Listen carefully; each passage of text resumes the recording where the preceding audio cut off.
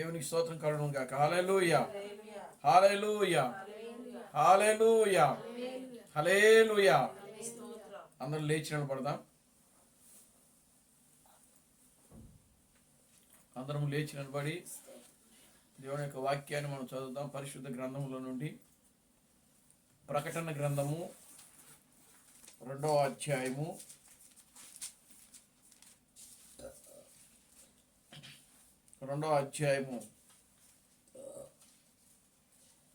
18వ వచనం నుంచి మనం చదువుదాం. తుయతైరలో ఉన్న సంఘపు దూతకు ఇలాగు రాయము, అగ్ని జ్వాలల వంటి కన్నులను, అపరంజిని పోలిన అపరంజిని పోలిన పాదముల వంటి పాదములు గల దేవుని కుమారుడు చెప్పు సంగతులేవనగా నీ క్రియలను నీ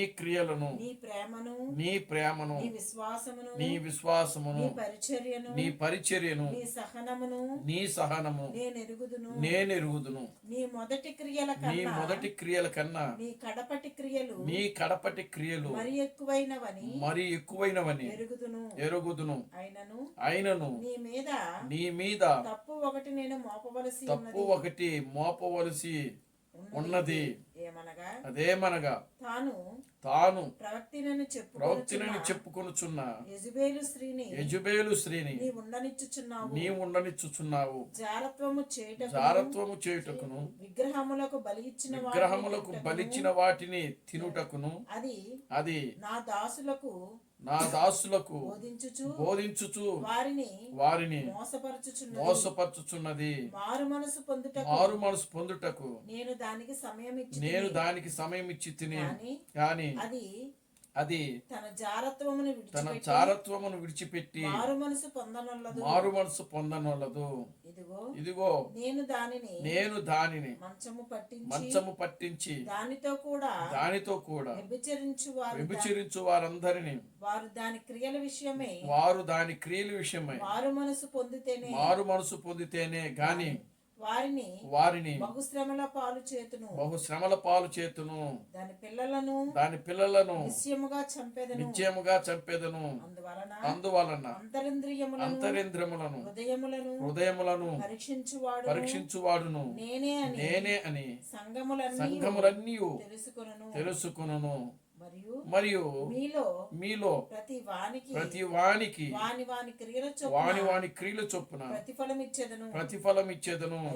అయితే తుయతైరాలో కడమవారైన మీతో చాలండి. దేవుని స్తోత్రం కలుగును గాక. హల్లెలూయా. ప్రార్థన చేసుకుందాం.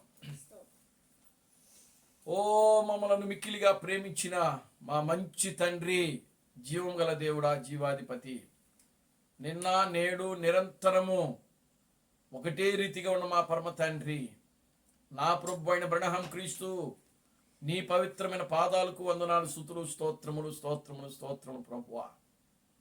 నిశ్చయముగా నా తండ్రి, ఇప్పటి వరకు ఈ సాయంకాలపు ఆరాధన కార్యక్రమాన్ని ప్రభువా ఆది నుంచి అంతం వరకు క్రమముగాను మర్యాదగాను నీ నామమునకు మహిమకరముగా మీరు జరిగిస్తున్నందుకే మీకు వందనాలు. పాటల ద్వారా మీరు మహిమ పొందినందుకే మీకు స్తోత్రములు నాయన. సాక్ష్యముల ద్వారా మీరు మహిమ పొందినందుకే మీకు స్తోత్రములు నాయన. ప్రార్థన ద్వారా మీరు మహిమ పొందినందుకే మీకు స్తోత్రము నాయన. మేము చేసిన ప్రతి ప్రార్థన మీరు ఆలకించి జవాబిస్తున్నందుకే మీకు వందనాలు ప్రభువా. నువ్వు ప్రార్థనలు ఆలకించే దేవుడు నాయన, ప్రార్థనలకు జవాబిచ్చే దేవుడు నాయన. ఓ నీ వాక్యములు రాబడింది, ప్రార్థనలు ఆలకించువాడా సర్వ శరీరులు నీ యొద్దకు వచ్చెదరని నీ వాక్యంలో రాయబడింది ప్రభువా. గనుక నా తండ్రి, నువ్వు మా ప్రార్థనలు ఆలకించే దేవుడు గనుకనే మేము నాయన ప్రతి సమయంలోనూ మీ చెంత చేరుతున్నాం ప్రభువా. నాయన గారు మీకు వందనాలు, స్తుతులు, స్తోత్రం నాయన. చదవబడిన వాక్య భాగమును మీరు ఆశీర్వదించండి, దీవించండి ప్రభువా. ఈ వాక్య భాగములను ప్రభువా మీరు మాతో మాట్లాడిన ప్రభువా. నీ వాక్యములో రాయబడింది ప్రభువా, ఓ మనుషుడు రొట్టె వలన మాత్రమే జీవించడు గాని దేవుని నోటను వచ్చు ప్రతి మాట వలన జీవించునని నీ వాక్యంలో రాయబడింది ప్రభువా. నీ వాక్యము నా పాదములకు దీపము, నా త్రోవలకు వెలుగునై ఉన్నదని నీ వాక్యములో రాయబడింది ప్రభువా. నీ వాక్యము నన్ను బ్రతికించుచున్నది, నా బాధలలో అదే నాకు నెమ్మదిని కలిగించుచున్నదని నీ వాక్యంలో రాయబడింది ప్రభువా. నిశ్చయముగా నాయన మీరు మమ్మల్ని బలపరచండి, మీరు మమ్మల్ని దృఢపరచండి. నీ వాక్యము ద్వారా మా జీవితాలు సరిచేయండి, మా ఆలోచనలు సరిచేయండి, మా తలంపులు సరిచేయండి ప్రభువా. మేము కేవలము నాయన నీ వాక్యమునకు ఇష్టలుముగా ఉండే బిడలుగా మీరు మమ్మల్ని తీర్చిదిద్దారు ప్రభువా. ఓ సహాయం చేయమని, అన్ని విషయాలు నీ కృపను దయచేసి మీరు మహిమ పొందమని, జీవం కలిగిన నా ప్రభు అయిన క్రీస్తు బ్రహ్మను సర్వశక్తి కలిగిన నామలో ప్రార్థించి స్తుతించి వేడుకొనుచున్నాము. ఆమేన్. అందరూ కూర్చోండి. దేవుడి నామానికి మహిమ కలుగును గాక. హల్లెలూయా, హల్లెలూయా. మన ప్రభువును రక్షకుడును విమోచకుడైన ప్రభు అయిన క్రీస్తు బ్రహ్మనామంలో మీ అందరికీ నా వందనాలండి. అందరికీ వందనాలు. మరలా ఈ సాయంకాల సమయంలో దేవుని యొక్క సన్నిధిలో కూడుకొని దేవుని స్తుతించుటకు, దేవుని గణపరచడానికి, ఆయన నామమును మహిమపరచడానికి దేవుడు మనకు మంచి సమయాన్ని ఇచ్చాడు. ఎంతోమందికి లేని భాగ్యమును దేవుడు మనకు అనుగ్రహించాడు. దేవునికి స్తోత్రం కలుగును గాక. హల్లెలూయా. మనకంటే గొప్పవాళ్ళు ఈ లోకములో ఉన్నారు, మనకంటే అందము కలిగిన వాళ్ళు, మనకంటే బలవంతులు, మనకంటే జ్ఞానవంతులు, ఏమండి మనకంటే అన్ని విషయాల్లో కూడా గొప్పవారు మన ఈ లోకంలో ఉన్నారు. కానీ దేవుడు ఎందుకు పనికిరానటువంటి మనలను, దేవునికి స్తోత్రం కలుగును గాక. హల్లెలూయా. ఎందుకు పనికిరానటువంటి మనలను, రోడ్డు పక్కన ఉన్నటువంటి మనలను, ఆమేన్, హల్లెలూయా, దేవుడు ప్రేమించి ఆయన మనలను తీసుకున్నాడు. ఆయన దేవునికి స్తోత్రం కలుగును గాక. హల్లెలూయా. ఒకరోజు ఒక వ్యక్తి పెండ్లి వివాహమునకు ఆహ్వానించాడు. దేవునికి స్తోత్రం కలుగును గాక. హల్లెలూయా. పెండ్లి విందుకు ఆహ్వానించాడు. ఆయన మొదటిగా ప్రియులారా గమనించండి, ఒక వ్యక్తి దగ్గరికి ఆహ్వానం పంపించాడు. ఆయన ఆహ్వానం పంపించినప్పుడు ఆయన అన్నాడు కదా, ఇదిగో నేను ఈరోజే కొత్త ఎద్దులు కొన్నాను, నేను కొత్త ఎద్దుల దగ్గరికి వెళ్ళి నా యొక్క పొలంలో తీసుకుని వెళ్ళి నేను వాటిని ఏం చేయాలంటే దున్నించాలని చెప్పి ఆయన పంపినటువంటి ఆహ్వాన పత్రికను ఆయన ఏం చేశాడంటే తృణీకరించాడు. దేవుని స్తోత్రం కలుగును గాక. Hallelujah, glory to God. హల్లెలూయా. మరొక వ్యక్తి దగ్గరికి వెళ్ళి ఆహ్వానం పంపించాడు. ఆయన ఏమన్నాడంటే, నేను ఇప్పుడే వివాహం చేసుకున్నాను, నేను వెళ్ళి నా భార్యతో సంతోషంగా గడపాలని చెప్పి ఆయన ఆ పెండ్లి వివాహ పత్రికను ఏం చేసినాడంటే తృణీకరించాడు. దేవునికి స్తోత్రం కలుగును గాక. హల్లెలూయా, ఆమేన్, హల్లెలూయా. ఈ విధంగా ప్రతి ఒక్కరు కూడా ఒక్కొక్కరు ఒక్కొక్క విధముగా ప్రియులారా ఆ పెండ్లి కుమారుడు పంపించినటువంటి ఆ యొక్క పెండ్లు విందు ఆహ్వాన పత్రికను వాళ్ళు ఏం చేసినారంటే తృణీకరించారు, విసర్జించారు. దేనికి స్తోత్రం కలుగును గాక. హల్లెలూయా, ఆమేన్, హల్లెలూయా. చివరికి ఆ రాజుకి కోపం వచ్చింది. కోపం వచ్చి ఏం చేసినాడు అని అంటే, అప్పుడు ఊరు బయట ఉన్నటువంటి ఏమండి కుంటోళ్ళని, గుడ్డివారిని, ఏమిటి ఆ యొక్క అడుగు తినే వాళ్ళని, వీళ్ళు ఉంటారు కదా వస్త్రహీనులుగా ఉన్న వాళ్ళని, వీళ్ళందరూ రోడ్డు పక్కన దారి పక్కన ఉన్నటువంటి వారందరూ కూడా మీరు పట్టుకుని రండి అని చెప్పి ప్రియులారా గమనించండి, వారికి ఆయన ఆహ్వాన పత్రిక పంపించాడు. దేవునికి స్తోత్రం కలుగును గాక. హల్లెలూయా, ఆమేన్, హల్లెలూయా. అప్పుడు వారందరూ కూడా కుంటోళ్ళేంటి, గుడ్డోళ్ళేంటి, ఏమండి వస్త్రహీనులేంటి, ఆ దారి పక్కన ఉన్న వాళ్ళందరూ కూడా ఆ పెండ్లు విందుకి వచ్చారు. దేవునికి స్తోత్రం కలుగును గాక. హల్లెలూయా. వచ్చి ఆ పెండ్లి విందును మనసారా వాళ్ళు ఏం చేస్తున్నారంటే ఆరగిస్తూ ఉన్నారు. ఆ కుంటోళ్ళు, ఆ గుడ్డోళ్ళు, ఆ అంగవైకులు కలిగిన వాళ్ళు ఎవరో కాదు కానీ మనమే. దేవునికి స్తోత్రం కలుగునుగా. హల్లెలూయా, ఆమేన్, హల్లెలూయా. చూడండి, ఈ విసర్జించారు చూసారా, పెండ్లి కుమారుని యొక్క ఆహ్వాన పత్రికల్ని విసర్జించారు చూసారా, వాళ్ళెవరో కాదు, వాళ్ళు డినామినేషన్ వాళ్ళు. క్రైస్తవ ప్రపంచము. క్రైస్తవ ప్రపంచంలో ఈరోజు ఒకటి కాదు, ఇంచుమించుగా ఎన్ని వేల సంస్థలు ఉన్నాయి అని అంటే లెక్కలేని పుట్టుకొస్తున్నాయి. ఇప్పుడు ప్రభు అయిన యేసుక్రీస్తు ఉన్న కాలంలో 4 డినామినేషన్లు ఉన్నాయి.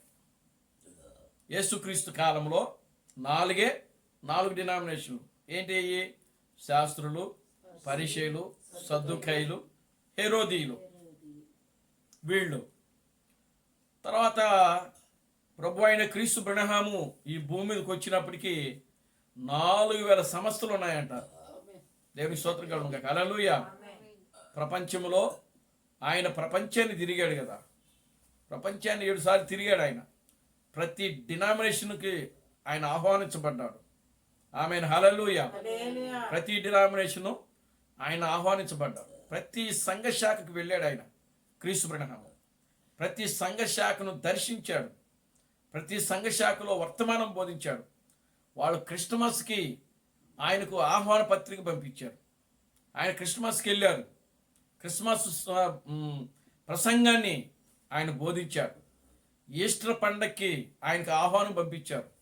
ఆయన ఈస్టర్ పండగకి వెళ్ళి ప్రియులారా ఈస్టర్ ప్రసంగం బోధించాడు. అట్లాగా ఆయనకు వచ్చిన ప్రతి అవకాశాన్ని ఎక్కడ కూడా వదులుకోకుండా ప్రియులారా ప్రతి అవకాశాన్ని ఆయన ఏం చేసుకున్నాడంటే సద్వినియోగం చేసుకున్నాడు. దేవునికి స్తోత్రం చెప్పండి. హల్లెలూయా, ఆమేన్, హల్లెలూయా. కానీ తన సొంత సంఘంకి వచ్చేటప్పటికి వర్తమానాలు వేరుగా ఉండేవి. డినామినేషన్ వాళ్ళ దగ్గరికి వెళ్ళినప్పుడు ఆయన వాళ్ళకి అక్కడ ఉన్నటువంటి సంబంధించినటువంటి వర్తమానాలు మాత్రం జనరల్గా ఆయన మాట్లాడుతూ వచ్చాడు. దేవునికి స్తోత్రం కలుగునుగా. హల్లెలూయా. అందుకనే 1963లో ప్రియులారా 7 దూతలు సన్సెట్ పర్వతం మీదకి వచ్చినప్పుడు ప్రభు అయిన క్రీస్తు బ్రహ్మమును 7 దూతలు కలుసుకున్నప్పుడు అక్కడి నుంచి ఆయన ఏం చేసినాడంటే తన వర్తమానాలను మార్చాడు. దేవునికి స్తోత్రం కలుగునుగా. హల్లెలూయా. ఎందుకు మార్చేది అని అంటే ముద్రలు తెరవబడ్డాయి. ఆమేన్, హల్లెలూయా. తర్వాత 7 సంఘకాలాలు. ఆమేన్, హల్లెలూయా. ముందు 7 సంఘకాలాలు బోధించాడు ఆయన. 7 సంఘకాలాల్లో నుంచి 7 ముద్రలు వచ్చాయి. 7 ముద్రలో నుంచి 7 బూరలు వచ్చాయి. 7 బూరల్లో నుంచి 7 తెగుళ్ళు వచ్చాయి. దేవునికి స్తోత్రం కలుగునుగా. హల్లెలూయా. ఇవన్నీ కూడా ఒకదానికొకటి లింక్ అన్నమాట. దేవునికి స్తోత్రం కలుగునుగా. హల్లెలూయా. 7 సంఘకాలాలు కానీ 7 ముద్రలు కానీ 7 బూరలు 7 తెగుళ్ళు ఇవన్నీ కూడా ఎక్కడ బోధించాడని అంటే కేవలము బ్రహ్మం టెబర్నికల్లోనే బోధించాడు ఆయన. ఇతర సంఘాలలో బోధించలేదు. ఎందుకనంటే అవి క్రైస్తవ ప్రపంచానికి అర్థం కాకుండా ఉండొచ్చు. అవి ప్రత్యేకమైన వర్తమానాలు కాబట్టి అవి ఖచ్చితంగా ప్రపంచానికి వెళ్ళాలి కాబట్టి ఆయన ప్రత్యేకంగా వాటి గురించి ఏం చేయించేవాడంటే రికార్డింగ్ చేయించేవాడు అనమాట. దేవుని స్తోత్రం కలుగునుగా. హల్లెలూయా. కనుక చూడండి, ఆయన ఈ యొక్క 7 ముద్రలు ఎప్పుడైతే విప్పబడ్డాయో 7 ముద్రలో నుంచి 7 ఉరుములు వచ్చాయి. 7 ముద్రలో నుంచి 7 ఉరుములు వచ్చాయి. 7 ముద్రలు అంటే ఏదో కాదు, 7 సంఘకాలాలే 7 ముద్రలు. దేవునికి స్తోత్రం కలుగునుగా. హల్లెలూయా. అవి 7 ముద్రలు లోపటను వెలుపటను వ్రాత కలిగిన పుస్తకం. అది ఏమండి, లోపటను వెలుపటను వ్రాత కలిగిన పుస్తకం. అది బయట ఉన్న ముద్రలే 7 సంఘకాలాలు, లోపల ఉన్న ముద్రలు ఏంటంటే 7 ఉరుములు. అర్థమవుతుందా? దేవునికి స్తోత్రం కలుగునుగా. హల్లెలూయా. వెలుపల ఉన్న ముద్రలేంటి? 7 సంఘకాలాలు. లోపల ఉన్న ముద్రలు 7 ఉరుములు. దేవునికి స్తోత్రం కలుగునుగా. హల్లెలూయా. క్రీస్తు బ్రహ్మాము 7 సంఘకాలాలు అంటే బయట వైపు వెలుపల వైపు ఉన్నటువంటి ముద్రలను సంఘానికి బోధించాడు. 7 ఉరుములు మాత్రం ఆయన ఏం చేసినాడంటే ఈ 7 ముద్రలు బోధించేటప్పుడే ఆ 7 ఉరుములు కూడా ఆ 7 ముద్రలోనే ఏం చేసినాడంటే బోధించేశాడు. అంటే ప్రత్యేకంగా ఇవి 7 ఉరుములని చెప్పలేదు ఆయన, కానీ 7 ఉరుములని 7 ముద్రలు ఆయన ఖచ్చితంగా బోధించేశాడు. దేవునికి స్తోత్రం చెప్పండి, హల్లెలూయా. ఎందుకు అని అంటే 7 ఉరుములు లోపట ఉన్న ఆ యొక్క లోపల ఉన్నటువంటి 7 ఉరుములు ఏమిటంటే అది ప్రభు యొక్క రాకడ. మొదటిగా మనం తెలుసుకోవాల్సింది లోపల ఉన్నటువంటి 7 ఉరుములు ఏమిటంటే మొదటిది ప్రభు యొక్క రాకడ. రెండవది ఆ 7 ఉరుముల్లో 7 దూతలు భూమి మీదకి వస్తున్నారు. మూడవది 7 ఉరుముల్లో యేసుక్రీస్తు యొక్క క్రొత్త పేరు దాగి ఉంది, అంటే ఆయన పేరే ఉంది. దేవుని స్తోత్రం కలుగును గాక, హల్లెలూయా. ఎవరి పేరు ఉంది? బ్రహ్మ యొక్క పేరు అందుట్లో ఉంది. ఆమెన్, హల్లెలూయా. అంటే బ్రహ్మ యొక్క నామంలో ఆరాధన చేపట్టడం అనేది 7 ఉరుముల్లో ఉంది. అందుకని ఆయన ఇవన్నీ కూడా ఏం చేసినాడు అని అంటే సంఘములో ఆయన ఏం చేసినాడంటే 7 ముద్రలు బోధించేటప్పుడే ఆయన మొట్టమొదటి ప్రసంగం ఆయన ఆ యొక్క 7 ముద్రలు మొట్టమొదటి ప్రసంగం ఏంటి అని అంటే దేవుడు సామాన్యత యందు తనను తాను మరుగు చేసుకొని పిదప అందులోనే తనను బయలుపరుచుకునుట అనే సందేశము. ఆ సందేశములోనే ఆయన ఏం చేసినాడంటే ఈ యొక్క లోపల ఉన్నటువంటి 7 ముద్రలు 7 ఉరుములు బోధించేశాడు. దేవుని స్తోత్రం చెప్పండి, హల్లెలూయా. కానీ దాని టైటిల్ ఏంటి?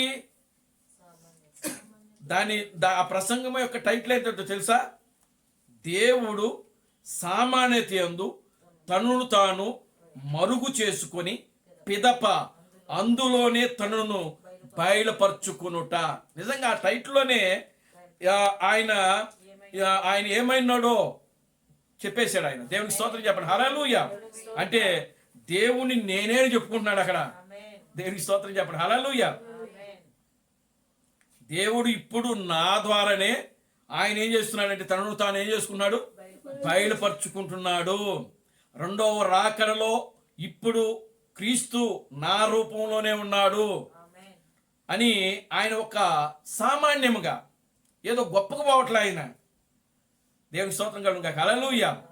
ఏదో ఆయన గొప్ప ప్రియులారా ఒక షూటు బూట్ వేసుకొని లేకపోతే ఒక ఇన్నోవా కారులోనో లేకపోతే ఒక బెంజ్ కారులోనో ఆయన తిరగలేదు. దేవుని స్తోత్రం చెప్పండి, హల్లెలూయా. ఎలా తిరిగాడు ఆయన? ఒక సామాన్యమైన రీతిలో ప్రియులారా ఎవరో వాడి డొక్కు కారుని ఆయనకి ఇచ్చారు గిఫ్ట్గా. దేవునికి స్తోత్రం చెప్పండి, హల్లెలూయా. ఎవరికి? క్రీస్తు బ్రహ్మాముకు. ఆమెన్, హల్లెలూయా. అది ఆయన ఏం చేసినాడు? రిపేర్ చేయించుకొని ఆయన వాడుతూ ఉన్నాడు. దేవుని నామానికి మహిమ కలుగును గాక, హల్లెలూయా. చూడండి, ఆయన వేసుకోవడానికి సరైన వస్త్రాలు లేవు. ఆమేన్, హల్లెలూయా. ఓ ఆయన ఎవరైనా కానుకలు ఇస్తే ఆ కానుకలంతా కూడా పరిచర్యకు ఆయన వాడాడు. దేవుని స్తోత్రం కలుగును గాక, హల్లెలూయా. చూడండి ప్రియులారా, కనుక ఇప్పుడు ఆయన ఆహారము ఏం చేసినాడు అనంటే పెండ్లి కుమార్తెకు ఆయన ఏం చేసినాడంటే దాచిపెట్టాడు. ఎవరి కోసం రికార్డింగ్ చేశాడో తెలుసా? దేవుని స్తోత్రం కలుగును గాక, హల్లెలూయా. ప్రియులారా, ప్రభు అయిన క్రీస్తు బ్రహ్మాము ఎవరి కోసము ఆయన ఈ యొక్క వర్తమానాలు రికార్డింగ్ చేశాడో తెలుసా? నీ కోసము, నా కోసము. దేవుని స్తోత్రం కలుగును గాక, హల్లెలూయా. ఆమేన్, హల్లెలూయా. ఎవరి కోసమైనా ప్రపంచాన్ని తిరిగాడు? ఎందుకోసమైనా 2000 ప్రసంగాలు రికార్డు చేయబడ్డాయి. ఆయన చెప్పాడు, ఈ వర్తమానాలు మీకు కాదు, ఒక తరం రాబోతుంది, ఆ తరము వారికి, మీ దేశస్తులకు కాదు, ఒక దేశానికి మరొక దేశానికి సంబంధించింది ఇది అని క్లియర్గా బోధించాడు ఆయన. దేవుని స్తోత్రం చెప్పండి, హల్లెలూయా. గ్లోరీ టు గాడ్, హల్లెలూయా. చెప్పవలసిన విషయాలు ఏది కూడా రహస్యంగా మర్మంగా చెప్పలేదు ఆయన. ఈ వర్తమానం మీ కాదని చెప్పేశాడు. దేవుని స్తోత్రం కలుగునుగా. హల్లెలూయా. మరి ఎవరికి అని అంటే మరొక జనరేషన్ రాబోతుందని చెప్పాడు ఆయన. మరొక దేశం వైపుకు ఈ వర్తమానం వెళ్తుందని చెప్పాడు ఆయన. దేవునికి స్తోత్రం చెప్పండి. హల్లెలూయా. కనుక ప్రియులారా గమనించండి, ప్రభు అయిన క్రీస్తు బ్రహ్మము ఆయన ఈ భూమి మీద ఉన్నప్పుడు పెండ్లి కుమార్తె కోసమే ఆయన తన వర్తమానాలను ఏం చేసి పెట్టాడంటే దాచిపెట్టాడు, పోగు చేసి పెట్టాడు, నిలవ ఉంచాడు.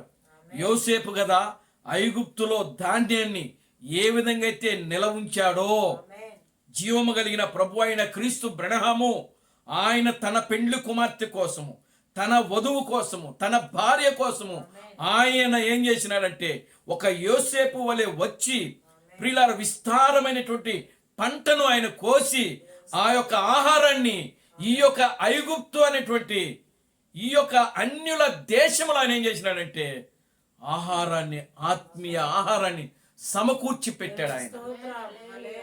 దేవుని నామానికి మహిమ కలుగునుగా. హల్లెలూయా. ఎవరి కోసమో తెలుసా? నీ కోసము, నా కోసము. నేను చదివించిన వాక్యం వేరు, నేను చెప్తుంది వేరు. అయినా సరే మీ దాని గురించి ఏం కంగారు పడపాకండి. దేవునికి స్తోత్రం చెప్పండి. హల్లెలూయా. ఆమేన్. హల్లెలూయా. చూడండి ప్రియమైన దేవుని బిడ్డలారా, దేవుడు సామాన్యతయందు తనను తాను మరుగు చేసుకుని పిదప అందులోనే తనను తాను బయలుపరుచుకునుట. దేవునామానికి మహిమ కలుగునుగా. హల్లెలూయా. అప్పుడు ప్రియులారా ఆయన చెప్పాడు, అమెరికా దేశం ఎట్లా ఉందో తెలుసా? అప్పట్లో అసలు సంపన్న దేశం, ప్రపంచాన్ని ఏలుతున్న అగ్రరాజ్యం అది అప్పటికే. కానీ ఎలా ఉందనంటే తనను తాను హెచ్చించుకుంటుంది అది.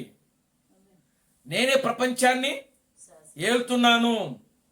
దేవుని స్తోత్రం కలుగునుగా. హల్లెలూయా. ఆమేన్. హల్లెలూయా. నేనే ప్రపంచాన్ని ఏలుతున్నాను, నాదే అగ్రరాజ్యం, ఎవడైనా సరే నా మాట వినాల్సిందే. ఇప్పుడు కూడా అలాగే ఉంది కదా అమెరికా. దేవుని స్తోత్రం కలుగునుగా. హల్లెలూయా. మనం మాట్లాడుకునే మాటలు 60 సంవత్సరాల క్రితం జరిగిన విషయాలు మనం మాట్లాడుతున్నాం. అంటే 1960 నుంచి దేవునామానికి మహిమ కలుగునుగా. హల్లెలూయా. 65 వరకు ప్రభు అయిన క్రీస్తు బ్రహ్మం భూమి మీద ఉన్నాడు. అప్పుడు అగ్రరాజ్యంగా ఉంది. ఆమేన్. హల్లెలూయా. అమెరికా వైపు ఎవరైనా సరే కన్నెత్తి చూస్తే ప్రియులారు ఊరుకునేది లేదు.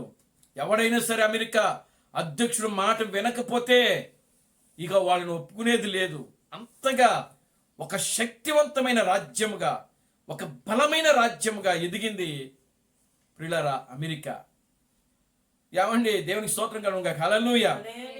14వ శతాబ్దంలో పుట్టిన అమెరికా ఏమండి ఎంత వేగంగా అభివృద్ధి చెందిందో తెలుసా? ఎప్పుడు పుట్టింది అమెరికా?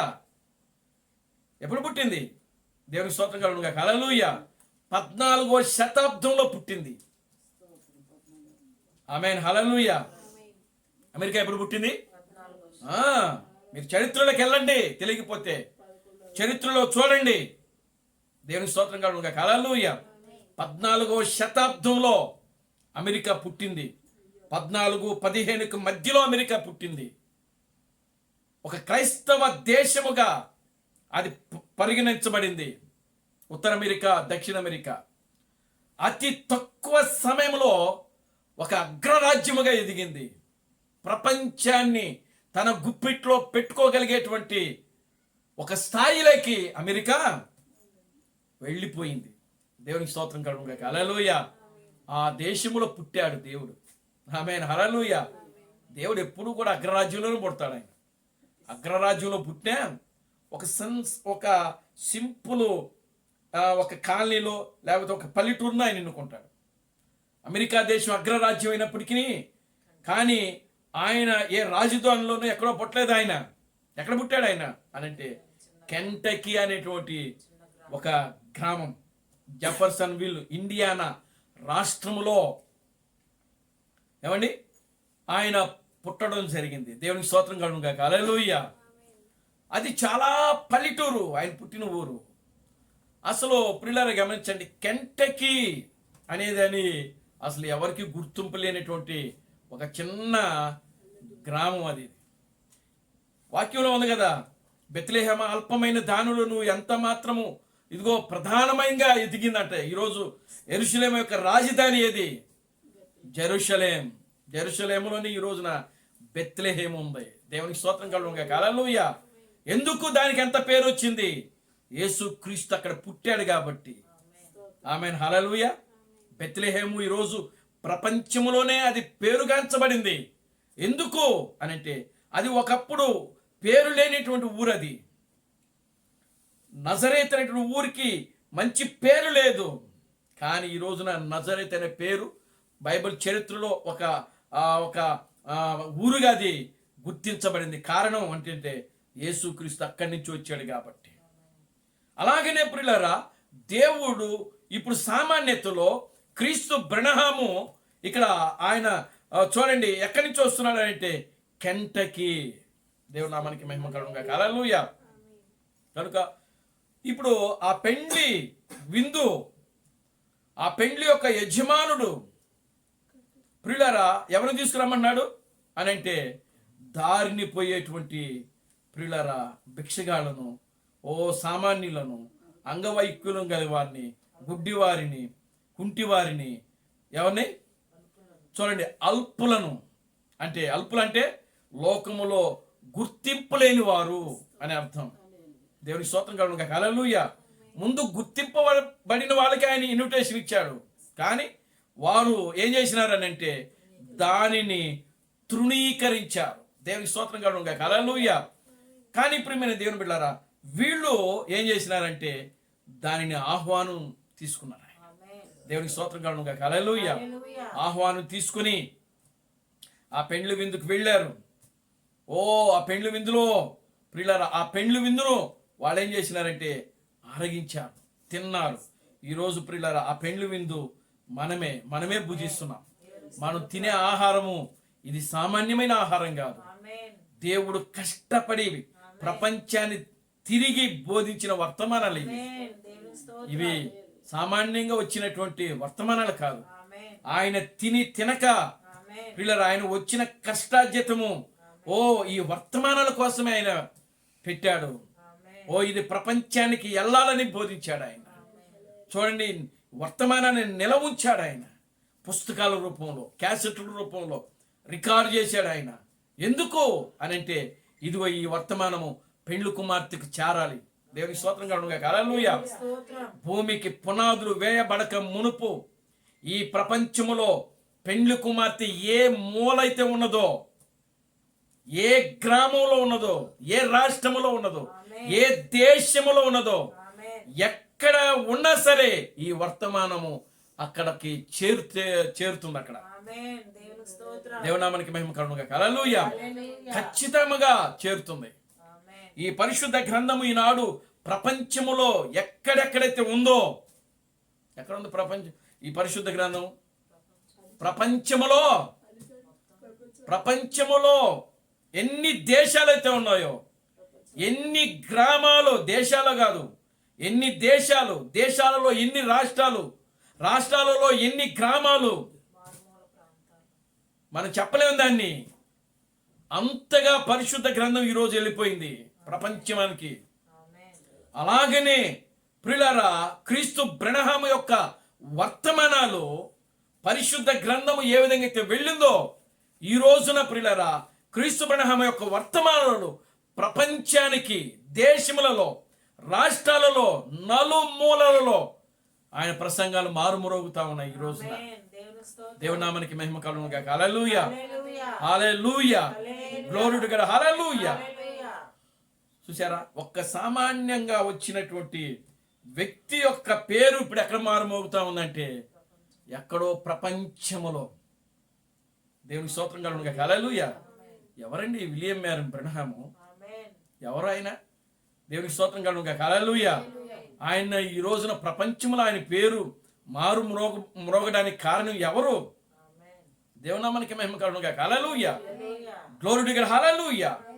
ప్రియమైన దేవుని బిడ్డలారా, దేవుడు హెచ్చిస్తే అలాగే ఉంటుంది. ఆమేన్. హల్లెలూయా. దేవుడు ఒక మనిషిని తీసుకుని ఆయన పిలిచి ఆయన అభిషేకించి ఆయన సేవలో తిప్పితే ఆమేన్. అలాగే ఉంటుంది. దేవునికి స్తోత్రం కలుగును గాక. హల్లెలూయా, గ్లోరీ టు గాడ్, హల్లెలూయా. ఈ రోజున క్రీస్తు థామస్ యొక్క వర్తమానాలు ప్రియులారా ప్రపంచవ్యాప్తంగా ఈరోజు ఆయన వర్తమానాలు ఉన్నాయి. గ్లోరీ టు గాడ్, హల్లెలూయా. ఇప్పుడు ఆయన వర్తమానాలు వెళుతున్నాయి, ప్రపంచవ్యాప్తంగా వెళుతున్నాయి. ప్రతి భాషలో క్రీస్తు థామస్ యొక్క వర్తమానాలు ప్రియులారా గమనించండి వెళతా ఉన్నాయి. ప్రతి భాషలో, ప్రతి రాష్ట్రములో దేవునామానికి మహిమ కలుగును గాక. హల్లెలూయా. ప్రతి దేశములో గ్లోరీ టు గాడ్, హల్లెలూయా. ఆమేన్. కనుక ప్రియులారా ఎందుకు అని అంటే ఇది పెండ్లి కుమార్తె యొక్క వర్తమానము. ఆమేన్. ఇది ఎవరి వర్తమానం అండి? పెండ్లి కుమార్తె యొక్క వర్తమానం. సంఘ శాఖల యొక్క వర్తమానం కాదు, కోడి పిల్లల యొక్క ఆహారం కాదు ఇది. ఆమేన్. ఆమెన్, హల్లెలూయా. ఇది పక్షిరాజు వర్తమానం ఇది. స్తోత్రం. ఆమెన్, హల్లెలూయా. కోడి పిల్లల యొక్క ఆహారం ఏంటి అని అంటే కోడి పిల్ల పురుగులు తింటది, పెంట తింటది, అన్నీ తింటది కోడి పిల్లలు. అవునా? దేవుని స్తోత్రం కలుగును గాక. హల్లెలూయా. కానీ పక్షిరాజు అది కేవలము ప్రియులారా గమనించండి, అది కేవలము ఒక తాజా ఆహారము మాత్రమే తీసుకుంటుంది అది. ఆమేన్. ఆమెన్, హల్లెలూయా. కోడి పిల్లలు మురిగిపోయిన దాన్ని కూడా తింటది, అది కుళ్ళు కంపు కొట్టే మాంసం కూడా తింటది కోడి పిల్లలు. దేవుని స్తోత్రం కలుగును గాక. హల్లెలూయా. ఈరోజు ప్రతి డినామినేషను, ప్రతి క్రైస్తవ యొక్క సంఘము పరిస్థితి ఎలా ఉన్నది అని అంటే అది కోడి పిల్లల్లాగా ఉన్నాయి. వాటి యొక్క ఆహారము, వాటి ఆహారం ఎలా ఉంది? కోడి పిల్లల యొక్క ఆహారం. దేవునికి స్తోత్రం కలుగును గాక. హల్లెలూయా. ఎందుకు? కోడి పిల్లలకి తాజా ఆహారం పెడితే అవి జీర్ణించుకోలేవు. గ్లోరీ టు గాడ్, హల్లెలూయా. జీర్ణించుకోలేవు.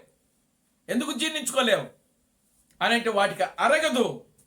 అసలు తాజా ఆహారము అంటేనే వాటికి పడదస్సులు. దేవుని స్తోత్రం కలుగును గాక. హల్లెలూయా.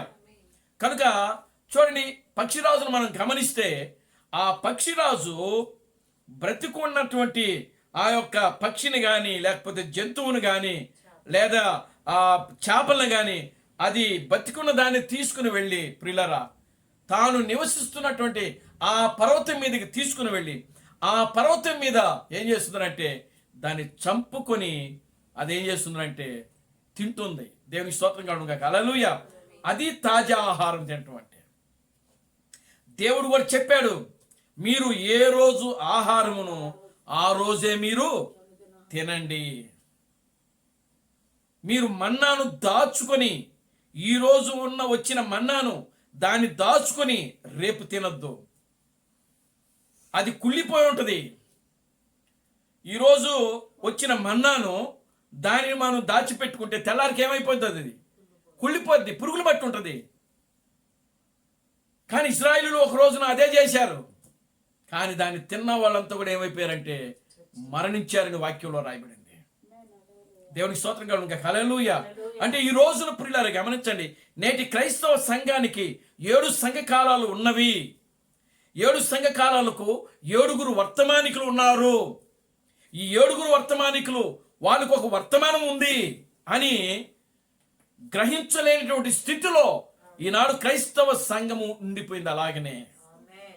దేవునామానికి మహిమ కలుగును గాక. హల్లెలూయా. హల్లెలూయా. గ్లోరీ టు గాడ్, హల్లెలూయా. హల్లెలూయా. ప్రియమైన దేవుని బిడ్డలారా గమనించండి, ఈరోజు క్రైస్తవ సంఘం యొక్క పరిస్థితి ఎలా ఉన్నది అని అంటే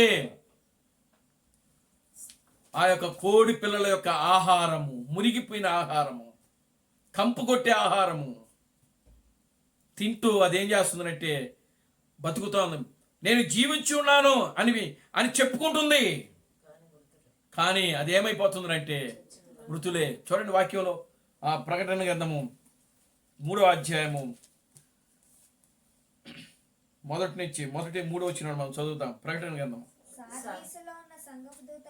సార్దీసులో ఉన్న సంఘపు దూతకు ఇలాగు రాయము, 7 నక్షత్రములను దేవుని 7 ఆత్మలు గలవాడు చెప్పు సంగతులేమనగా, నీ క్రియలను నేను ఎరుగుదును. ఏమనగా అవేమనగా జీవించుచున్నావన్న పేరు మాత్రమే ఉన్నది గాని నీవు మృతుడవే. నీవు మృతుడవే. నీ క్రియలు నీ క్రియలు దేవుని ఎదుట దేవుని ఎదుట సంపూర్ణమైనవిగా సంపూర్ణమైనవిగా నాకు కనబడలేదు నాకు కనబడలేదు గనుక జాగరూకుడవై జాగరూకుడవై ఉండని ఎడల చావనయున్న ఆ, మిగిలిన వాటిని మిగిలిన వాటిని బలపరచుము. బలపరచుము. నీవేలాగు నీవెలాగు ఉపదేశము పొందితువో, ఎలాగు వింటివో జ్ఞాపకము చేసుకుని దానిని గైకొనుచు మారు మనసు పొందుము.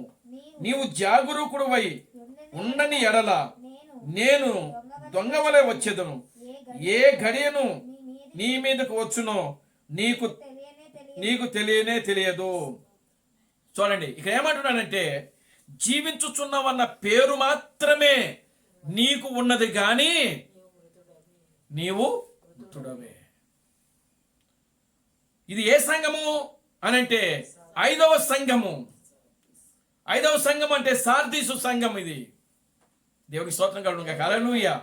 అంటే దానికి ముందున్న సంఘం మనం చదివాం, తూతైరా. తుయతైరా నాకు అర్థం ఏంటంటే స్త్రీ పెత్తనము. మన టైటిల్ అదే. దేవునికి స్తోత్రం కలుగును గాక. హల్లెలూయా. ఆమేన్. హల్లెలూయా. సంఘములో స్త్రీ పెత్తనము. దేవుని నామానికి మహిమ కలుగును గాక. హల్లెలూయా.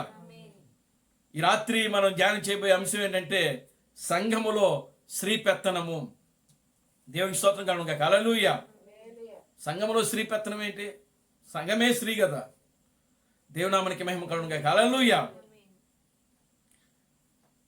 అంటే ఇప్పుడు చూడండి, ఈ తూతయర సంఘములో ఎవరున్నారు అని అంటే యెజబెల్ ఉంది. ఆమేన్. హల్లెలూయా. ఎవరున్నారండి? యెజబెల్ ఉన్నది. సంఘములో స్త్రీ పెత్తనము. ఈ రాత్రి మనం ధ్యానం చేయబోయేటువంటి అంశం ఏంటంటే సంఘములో స్త్రీ పెత్తనం. చూడండి, ఈ తూతయర సంఘములో ఎవరున్నారు అని అంటే ఇది నాలుగవ సంఘము. నాలుగవ సంఘం ఇది. ఈ సంఘము యొక్క పేరేంటి? తుయతైరా. తుయతైరా అనగా అర్థం ఏంటంటే స్త్రీ పెత్తనము. దేవునామానికి మహిమ కలుగును గాక. హల్లెలూయా. దీనికి ముందున్న సంఘం ఏంటి అని అంటే ఏమండి? స్మరణ, పెర్గమ.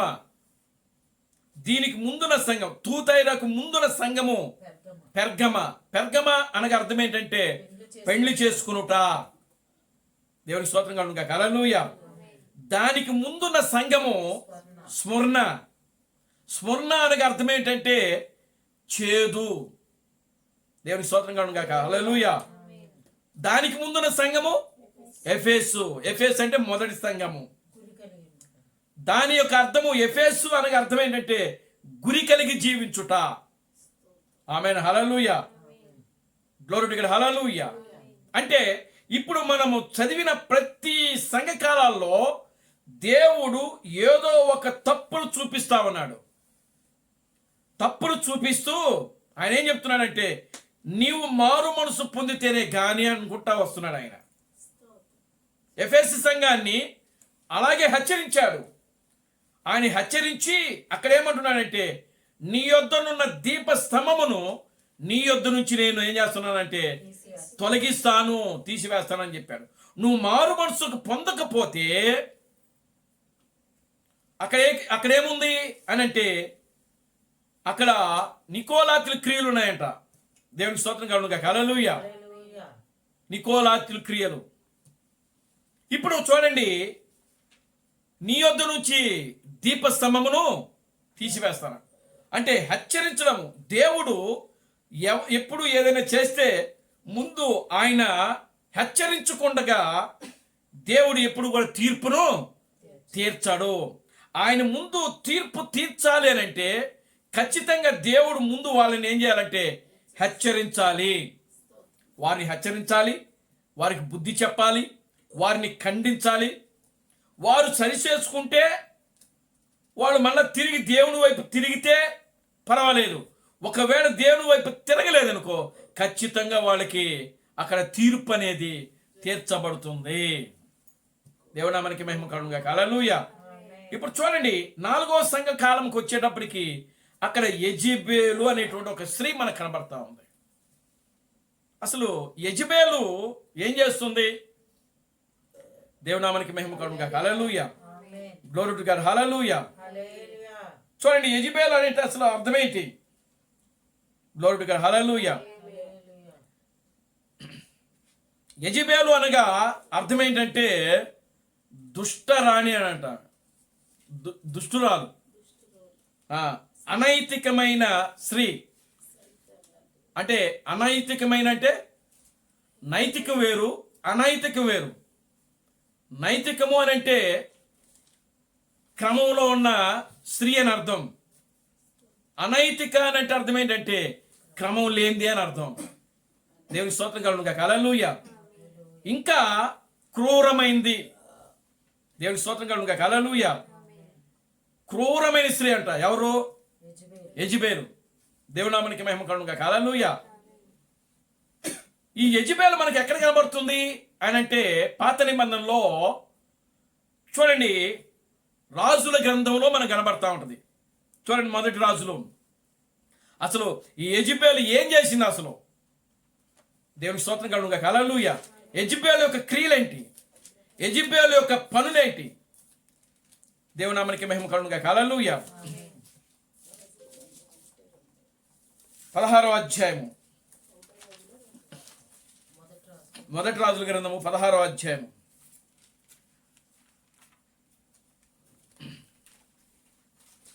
30-31 అక్కడ మనం చదువుతాం. ఒమ్రీ కుమారుడైన ఆహాబు తన పూర్వీకులందరినీ మించునంతగా యెహోవా దృష్టికి చెడుతనము చేసెను. నేబాతు కుమారుడైన యెరోబాము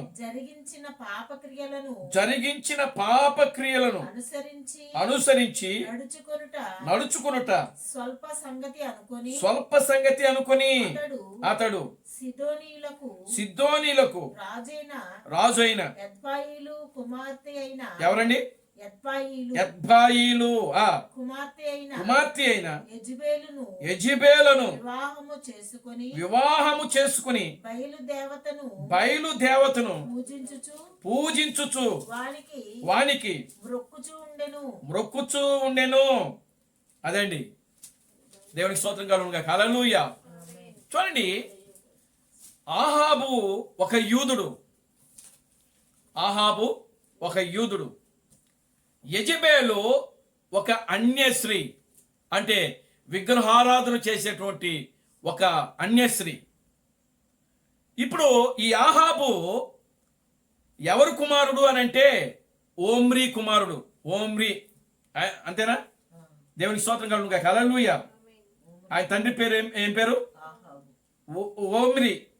ఓమ్రీ కుమారుడు ఆహాబు. ఈయన ఇజ్రాయెల్ యొక్క రాజు. ఇజ్రాయెల్ యొక్క రాజు ఎవరు? ఓమ్రీ కుమారుడు ఆహాబు. దేవునికి స్తోత్రం కలుగునుగా. హల్లెలూయా. ఇజ్రాయేలుకి ఎన్నో రాజు తెలుసైనా 7వ రాజు. దేవునామానికి మహిమ కలుగునుగా. హల్లెలూయా. ఇలా చూడండి అందరూ, ఇజ్రాయేలుకి ఆహాబు ఎన్నో రాజు? 7వ రాజు. దేవునామానికి మహిమ కలుగునుగా. హల్లెలూయా. కనుక ఈ 7వ రాజు అయినటువంటి ఆహాబు ఏం చేసినాడు అనంటే, ఆల్రెడీ ఓమ్రీ ఆయన కూడా ఏం చేసినాడంటే దేవునికి వ్యతిరేకమైన పనులు చేస్తూ, అవిధేయమైన పనులు చేస్తూ, దేవుని దృష్టిలో ఆయన మంచిగా లేడు. ఓమ్రీ అనేటువంటి వ్యక్తి కూడా మంచిగా లేడు. ఆయన చెడుతనం జరిగించాడంట. యెహోవా దృష్టికి, అంటే దేవుని దృష్టికి ఓమ్రీ బహు చెడుతనం చేసినాడు. అదే క్రమంలో ఇప్పుడు ఆహాబు కూడా వచ్చినాడు. దేవుని స్తోత్రం కలుగునుగా. హల్లెలూయా. ఎవరు వచ్చినాడండి? ఆహాబు కూడా వచ్చినాడు. ఆహాబు కూడా ఏం చేసినాడు అనంటే ఇంకా ఎక్కువ చేసినాడు ఈయన. అంటే తండ్రికి కంటే కూడా, తండ్రికి మించి ఇంకా. ప్రియులారా, ఇశ్రాయేలు దేశంలో ఈ యొక్క ఆహాబు ఏం చేసినాడంటే ఇంకా ఎక్కువగా దేవునికి వ్యతిరేకమైన కార్యాలు, పాపము చేస్తూ, అవిధేయత కార్యాలు చేస్తూ ఆయన ఏం చేసినాడంటే ఒక అన్య స్త్రీని, విగ్రహాలకు సంబంధించినటువంటి స్త్రీని వివాహము చేసుకున్నాడు ఈ యొక్క ఆహాబు. దేవుని స్తోత్రం కలుగును గాక. హల్లెలూయా, ఆమేన్, హల్లెలూయా. పోనీ ఆయన ఒక్కడే కానీ ఆయన భార్య ఒక్కటే విగ్రహారాధన చేసుంటే అంతటితో సరిపోయి ఉండేది. కానీ అలా చేయలే. ఏం చేశారు అని అంటే ఇశ్రాయేలులందరిని కూడా, దేవుని స్తోత్రం కలుగును గాక. హల్లెలూయా. ఇశ్రాయేలులందరూ కూడా ఈ యొక్క యెజెబెలు, ఈ స్త్రీ ఏం చేసిందంటే పూర్తిగా బయలుదేవత వైపు మళ్ళించేస్తుంది ఆమె. ఇశ్రాయేలు దేవుని యొక్క సంతానాన్ని, దేవుని యొక్క ప్రజలను, దేవుని స్తోత్రం కలుగును గాక. హల్లెలూయా. మరి ఈ యొక్క ఆహాబు ఏం చేస్తున్నాడు? ఆహాబు ఏమీ చేయట్లా. దేవుని నామానికి మహిమ కలుగును గాక. హల్లెలూయా. కేవలము ఒక రాజుగా ఉన్నాడు కానీ పరిపాలన చేస్తున్నది మాత్రము అక్కడ ఎవరనంటే యెజెబెలు చేస్తా ఉంది. అందుకే స్త్రీ పెత్తనము. దేవుని స్తోత్రం కలుగును గాక. హల్లెలూయా. పురుషుడు, కేవలం పురుషుడు ఉన్నాడు ఇశ్రాయేలు సంఘానికి. ఆ పురుషుడు ఎవరు? ఆహాబు. ఇశ్రాయేలు సంఘానికి రాజుగా, పురుషుడుగా అక్కడ ఎవరున్నారు అని అంటే ఆహాబు ఉన్నాడు. ఇశ్రాయేలు సంఘము నడిపించవలసిన బాధ్యత ఆహాబుది. దేవుని స్తోత్రం కలుగును గాక. హల్లెలూయా. ఆహాబు ఒక యూదుడు కనుక ఆహాబు ఏం చేయాలి అని అంటే తన దేవుని యొక్క ఆజ్ఞలను ఆయన ఏం చేయాలంటే ఇశ్రాయేలులో ప్రచురపరచాలి. దేవుని యొక్క కట్టడలను, దేవుని యొక్క నియమములను, దేవుని యొక్క చట్టాన్ని, దేవుని యొక్క ప్రేమను, దేవుని యొక్క కృపను, కనికరమును ఆ ఆహాబు ఏం చేయాలి? ఇశ్రాయేలుకు బోధించాలి, ప్రకటించాలి. ఎవడైనా విగ్రహారాధన చేస్తే ఆ విగ్రహారాధనను ఆహాబు ఏం చేయాలని అంటే తృణీకరించాలి, విసర్జించాలి ఆహాబు. కానీ అలా చేయలేదు. దేవునికి స్తోత్రం కలుగును గాక. హల్లెలూయా. అలా చేయకుండా ఆయనే మరలా ఇంకా విగ్రహారాధన చేసుకునేటువంటి ఒక భార్యను చేసుకున్నాడు. మంచి అందగత్తె అంట యెజెబెలు. మరే ఆ అందానికి పడిపోయాడేమో ఆయన. దేవునికి స్తోత్రం కలుగును గాక. హల్లెలూయా. చూడండి ప్రియులారా, గమనించండి. ఆమె ఎద్బాయేలు కుమార్తె సీదోహు దేశం అంట అయింది. ఆ సీదోహు రాజు ఆయన. ఆ రాజు పేరు ఏంటంటే ఎద్బాయేలు. ఆయన యొక్క కుమార్తె ఈ యొక్క యెజెబెలు. దేవుని నామానికి మహిమ కలుగును గాక. హల్లెలూయా. యెజెబెలు అనగా అర్థం ఏంటంటే, యెజెబెలు అనగా అర్థం ఏంటి? క్రూరమైన స్త్రీ. దేవునామానికి మహిమ కలుగును గాక. హల్లెలూయా. అనైతికమైన స్త్రీ. దేవునామానికి మహిమ కలుగును గాక. హల్లెలూయా. దుష్ట స్త్రీ, దుష్ట రాణి అంట. ఆమెను. హల్లెలూయా. మరి ఆహాబు అని అంటే అర్థం ఏంటి? దేవునికి స్తోత్రం కలుగును గాక. హల్లెలూయా. ఏమండి ఆహాబు అనగా అర్థం ఏంటి? దేవునికి స్తోత్రం కలుగును గాక. హల్లెలూయా. ఆహాబు అనగా అర్థం ఏంటంటే ప్రియులారా గమనించండి. ఆహాబు అనగా అర్థం ఏంటంటే సహోదరుడు, తండ్రి యొక్క సహోదరుడు అంట. తండ్రి యొక్క సహోదరుడు అంటే చిన్నాన్న. అంటే ఆహాబు అనే పేరుకి అర్థం అది. ఆహాబు అనే పేరుకి అర్థం ఏంటంటే చిన్నాన్న. దేవుని స్తోత్రం కలుగును గాక. హల్లెలూయా. వెరైటీగా ఉంది కదా. దేవునామానికి మహిమ కలుగును గాక. హల్లెలూయా.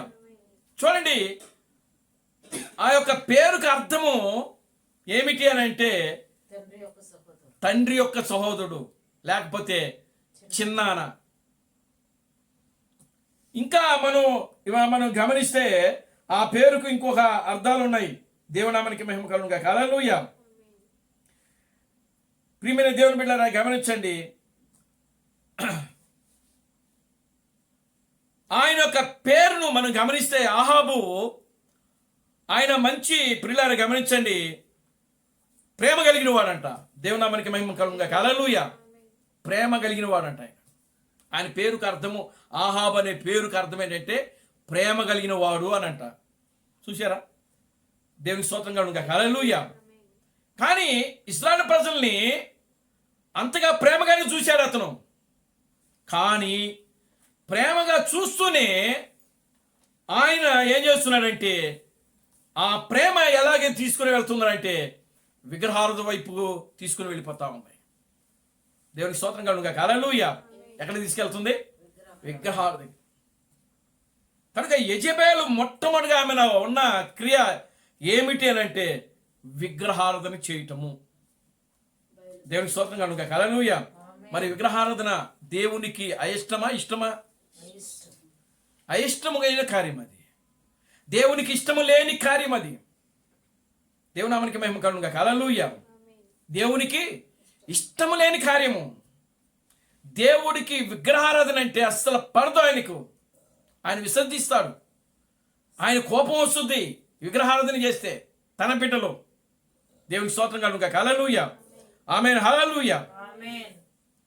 కనుక ఇప్పుడు యెజెబెలు ఏం చేస్తుందనంటే ఇశ్రాయేలు ప్రజలను, దేవుని ప్రజలను ప్రియులారా ఏం చేస్తుంది అని అంటే బయలుదేవతలు పూజ బయలుదేవతలను పూజించే వైపు, దాని వైపు మళ్ళిస్తా ఉంది. మొక్కుచూ ఉండేది. సీక్రెట్ గా చేస్తా ఉంది. దేవునామానికి మహిమ కలుగుగా. Hallelujah. Glory to God. Hallelujah. Already ఆహాబు కూడా పూర్తిగా యెజెబెలుకి ఏమైపోయాడు? బానిస అయిపోయాడు పూర్తిగా. ఇక యెజెబెలు ఆ యొక్క ఆహాబు నువ్వు కూర్చో అంటే కూర్చుంటున్నాడు, నువ్వు లే అంటే లేస్తున్నాడు, ఆమేన్. నువ్వు మాట్లాడు అంటేనే మాట్లాడుతున్నాడు.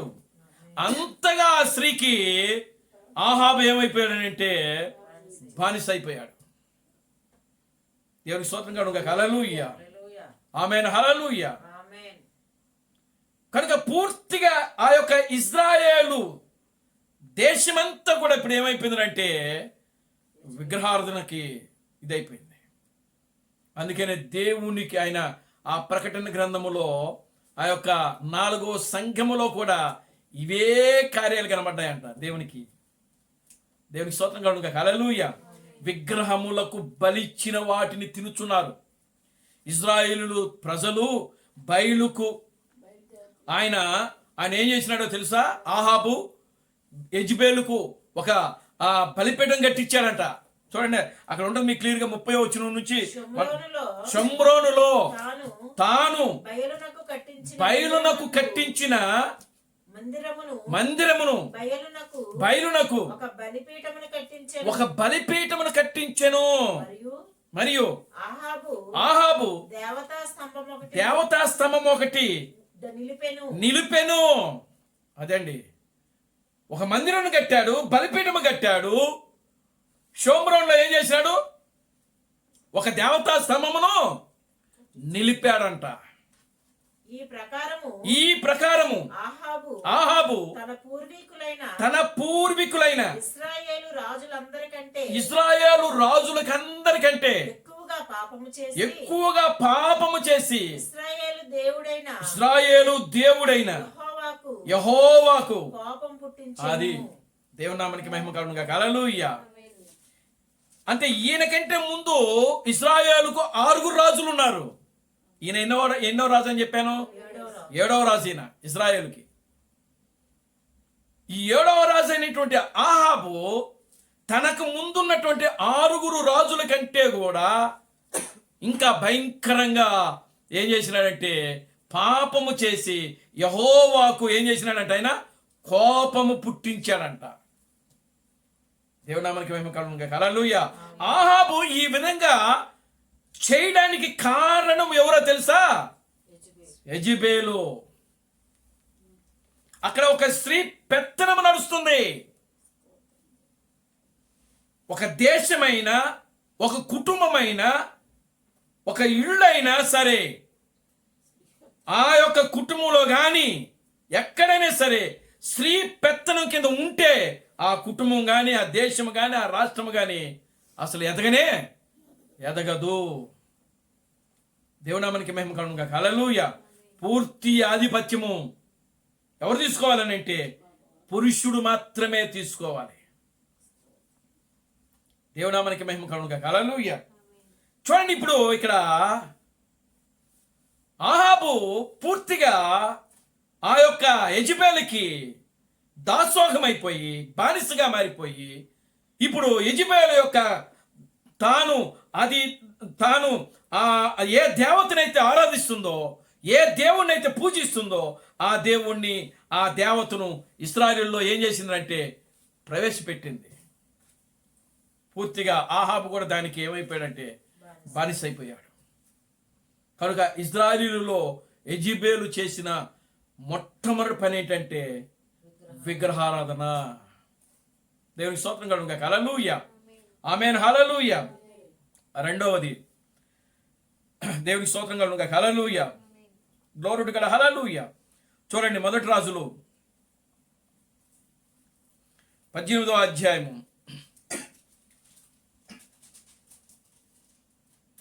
4 నుంచి.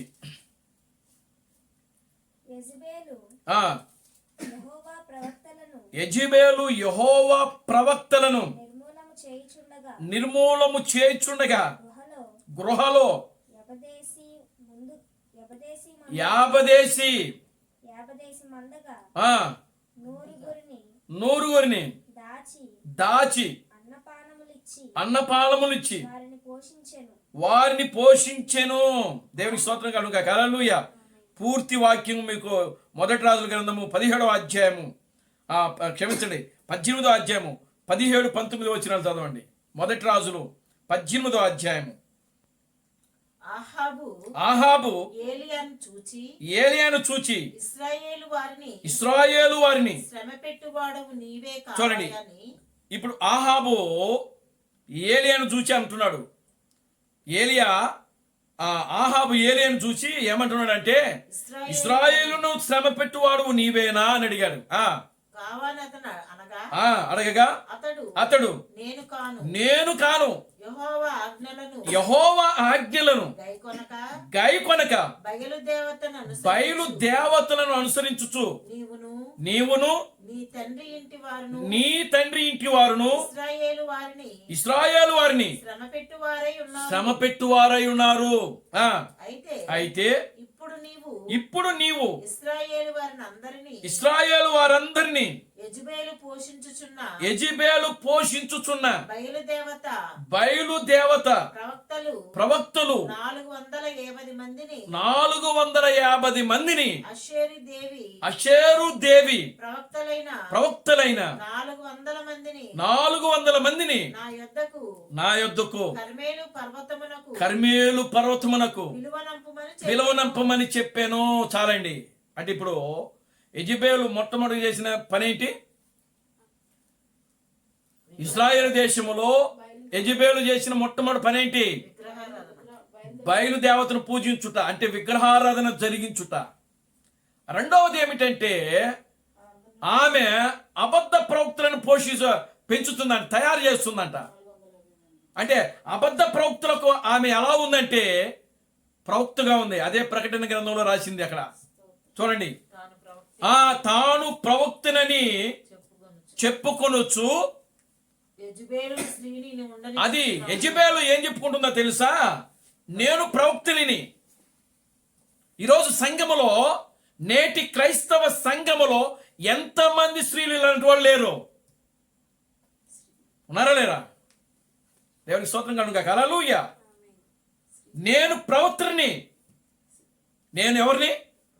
ప్రవక్తని. నేను దేవుడు నాకు అది చెప్పాడు, నాకు ఇది చెప్పాడు. దేవుని స్తోత్రం కలుగును గాక. హల్లెలూయా. యెజెబెలు లాంటి స్త్రీలు నేటి క్రైస్తవ సంఘములో ఉండి సంఘాన్ని ఏం చేస్తున్నారంటే భ్రష్టు పట్టిస్తున్నారు ఈ రోజున. దేవునామానికి మహిమ కలుగును గాక. Hallelujah. Glory to God. Hallelujah. చూడండి ప్రియులారా, ఆనాడు ఇశ్రాయేలు యొక్క సంఘాన్ని, దేవుని కుమారులను, దేవుని కుమార్తెలను యెజెబెలు తాను ప్రవక్తనని చెప్పుకొనుచు 400 మంది 450 మందిని అబద్ధ ప్రవక్తలను తయారు చేసి ఏలియాకు వ్యతిరేకంగా నిలబెట్టింది అక్కడ. అది దేవునికి స్తోత్రం చెప్పండి. హల్లెలూయా, గ్లోరీ టు గాడ్, హల్లెలూయా. ఈనాడు క్రైస్తవ సంఘము ప్రియులారా, క్రీస్తు థామస్ యొక్క వర్తమానానికి ఇలాంటి యెజెబెలు ఎంతమంది ఉన్నారో ఒకసారి ఆలోచన చేయండి. నేటి క్రైస్తవ సంఘమే ఒక యెజెబెలు ఈ రోజున. ఆమేన్, హల్లెలూయా, గ్లోరీ టు గాడ్, హల్లెలూయా. అది శరీర సంబంధమైన కార్యం, ఇది ఆత్మ సంబంధమైన కార్యం. ఇది దేవునామానికి మహిమ కలుగును గాక, హల్లెలూయా.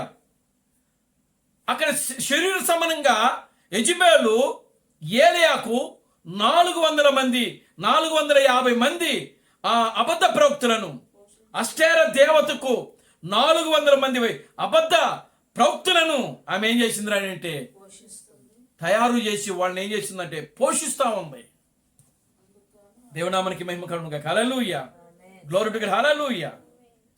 అబద్ధ ప్రవక్తలను తయారు చేసింది ఎవరండి? పరిశుద్ధ గ్రంథములో యెజెబెలు. నేటి క్రైస్తవ సంఘములో కూడా యెజెబెలు లాంటి వారు ఉండి ఏం చేస్తున్నారనంటే అబద్ధ ప్రవక్తులను, అబద్ధ ప్రవక్తలను తయారు చేస్తున్నారు.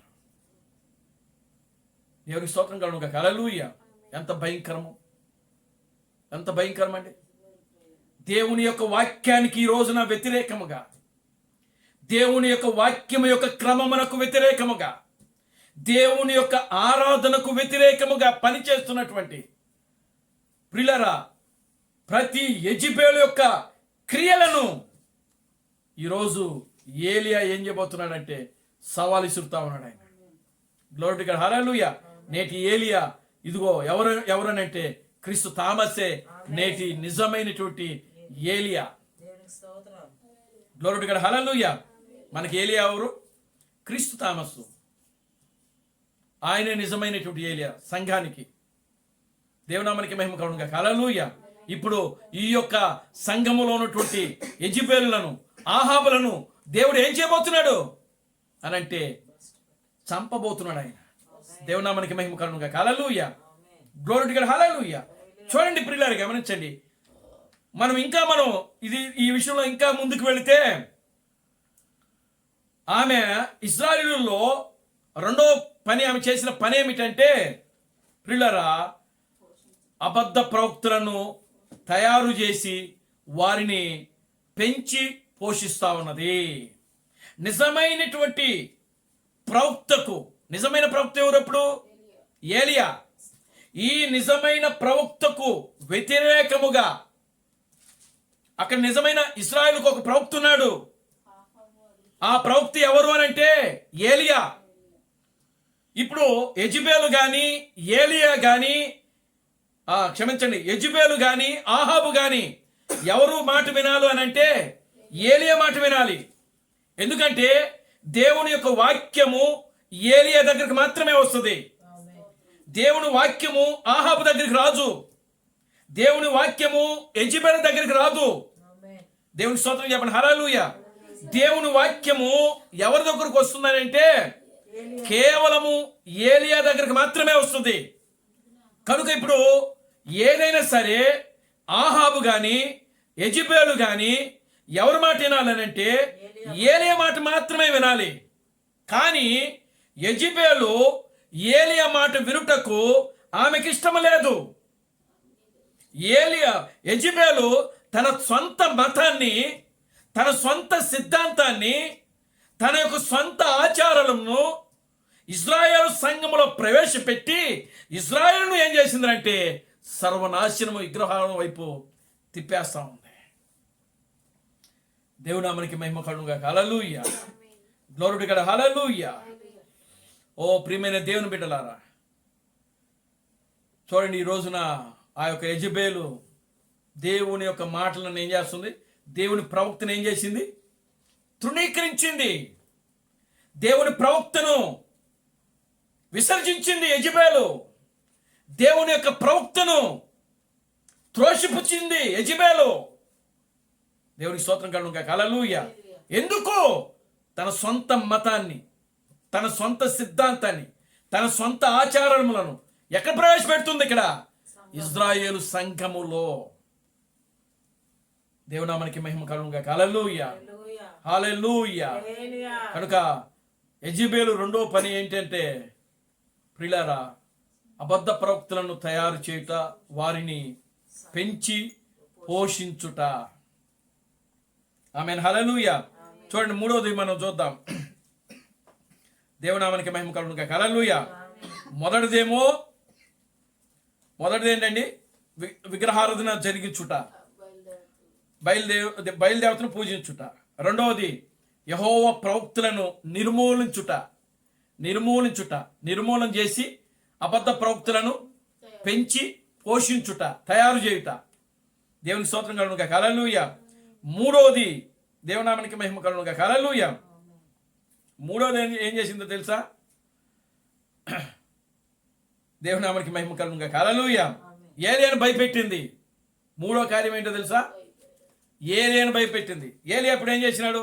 మీరందరూ కర్మేలు పర్వతానికి రమ్మన్నాడు.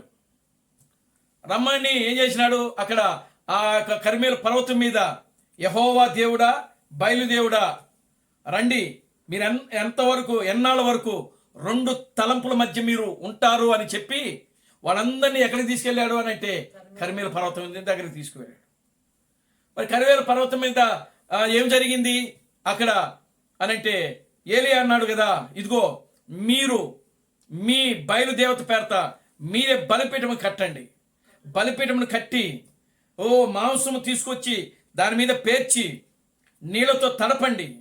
చేతి సహాయం లేకుండా ఆకాశంలో నుండి అగ్ని దిగి వచ్చి ఒకవేళ ఆ బలిపీఠాన్ని దహించి వేస్తే నిజంగా మీ బయలు దేవత ఉన్నది, దేవుడై ఉన్నాడని చెప్పి ఆయన చెప్తాడు. ఈ సవాలు ఇస్తాడు ఏలియా. దేవునికి స్తోత్రం కలుగుగా. హల్లెలూయా. ఒకవేళ మీ బలిపీఠాన్ని ఆ యొక్క అగ్ని దిగి వచ్చి దహించకపోతే అప్పుడు మరలా నేను ఒక బలిపీఠాన్ని కడతాను. దేవునికి స్తోత్రం కలుగుగా. హల్లెలూయా అని అక్కడ ఏం చేస్తాడు? ఒప్పందం చేస్తాడు. మీరే మొదటిగా పని చేయండి అని వాళ్ళు బయలు ప్రవక్తలకు అప్పగిస్తాడు. వారు ఏం చేస్తున్నారు? బలిపీఠం కడుతున్నారు. బలిపీఠం కట్టారు. ఎద్దులను నరికి దాని మాంసం తీసుకుని వచ్చి పెట్టారు. నీళ్లతో తడిపారు. ఏం చేస్తున్నారు? వాళ్ళంతా కూడా బైలా రా రా రా అని చెప్పేసి అరుస్తున్నారు, కేకలేస్తున్నారు. వాళ్ళ శరీరం అంతా కూడా వాళ్ళు తమకు తాముగా ఏం చేసుకున్నారంటే గాయపరుచుకుంటున్నారు. రక్తం కారుతా ఉంది. ఏలియా అంటున్నాడు. ఏలియా ఇంకా అక్కడ ఏం చేస్తున్నాడు తెలుసా? వారిని రెచ్చగొడుతున్నాడు అక్కడ. దేవునికి స్తోత్రం కలుగుగా. హల్లెలూయా. ఆయన నిద్రపోతున్నాడేమో, మార్గ మధ్యలో ఉన్నాడేమో, మీరు లేపవలసి ఉన్నదేమో. దేవునికి స్తోత్రం కలుగుగా. హల్లెలూయా. ఆయన ధ్యానంలో ఉన్నాడేమో. చూసారా? ఎక్కడ అయిపోయింది? మధ్యాహ్నం వరకు వాళ్ళకి సమయం ఇచ్చాడు ఆయన. మీ టైం అయిపోయింది అన్నాడు, ఆపేశారు. ఇప్పుడు ఏలియా సమయం వచ్చింది. ఏలియా ఏం చేసినాడంటే ఆ బలిపీఠాన్ని పడగొట్టి మరలా బలిపీఠం కట్టాడు. ఆయన 12 రాళ్ళు తీసుకున్నాడు, బలిపీఠాన్ని కట్టాడు. ఎద్దును నరికి దాని మాంసం తీసుకొచ్చి పెట్టాడు. నేలతో తడిపాడు. నేలతో తడిపి ఆ బలిపీఠం దగ్గరే మోకరించి ప్రార్థించాడు. ఆయన ఏమని ప్రార్థించాడు? చూడండి, ఆయన ప్రార్థించాడు. ఆ ప్రార్థన ఆలకించి దేవుడు ఏం చేస్తున్నాడంటే చేతి సహాయం లేకుండానే ఆకాశంలో నుంచి ఒక అగ్ని కణం వచ్చి ఏం చేసిందంటే ఆ బలిపీఠాన్ని ఏం చేసింది? దహించి వేసింది. దేవునికి స్తోత్రం చెప్పండి. హల్లెలూయా.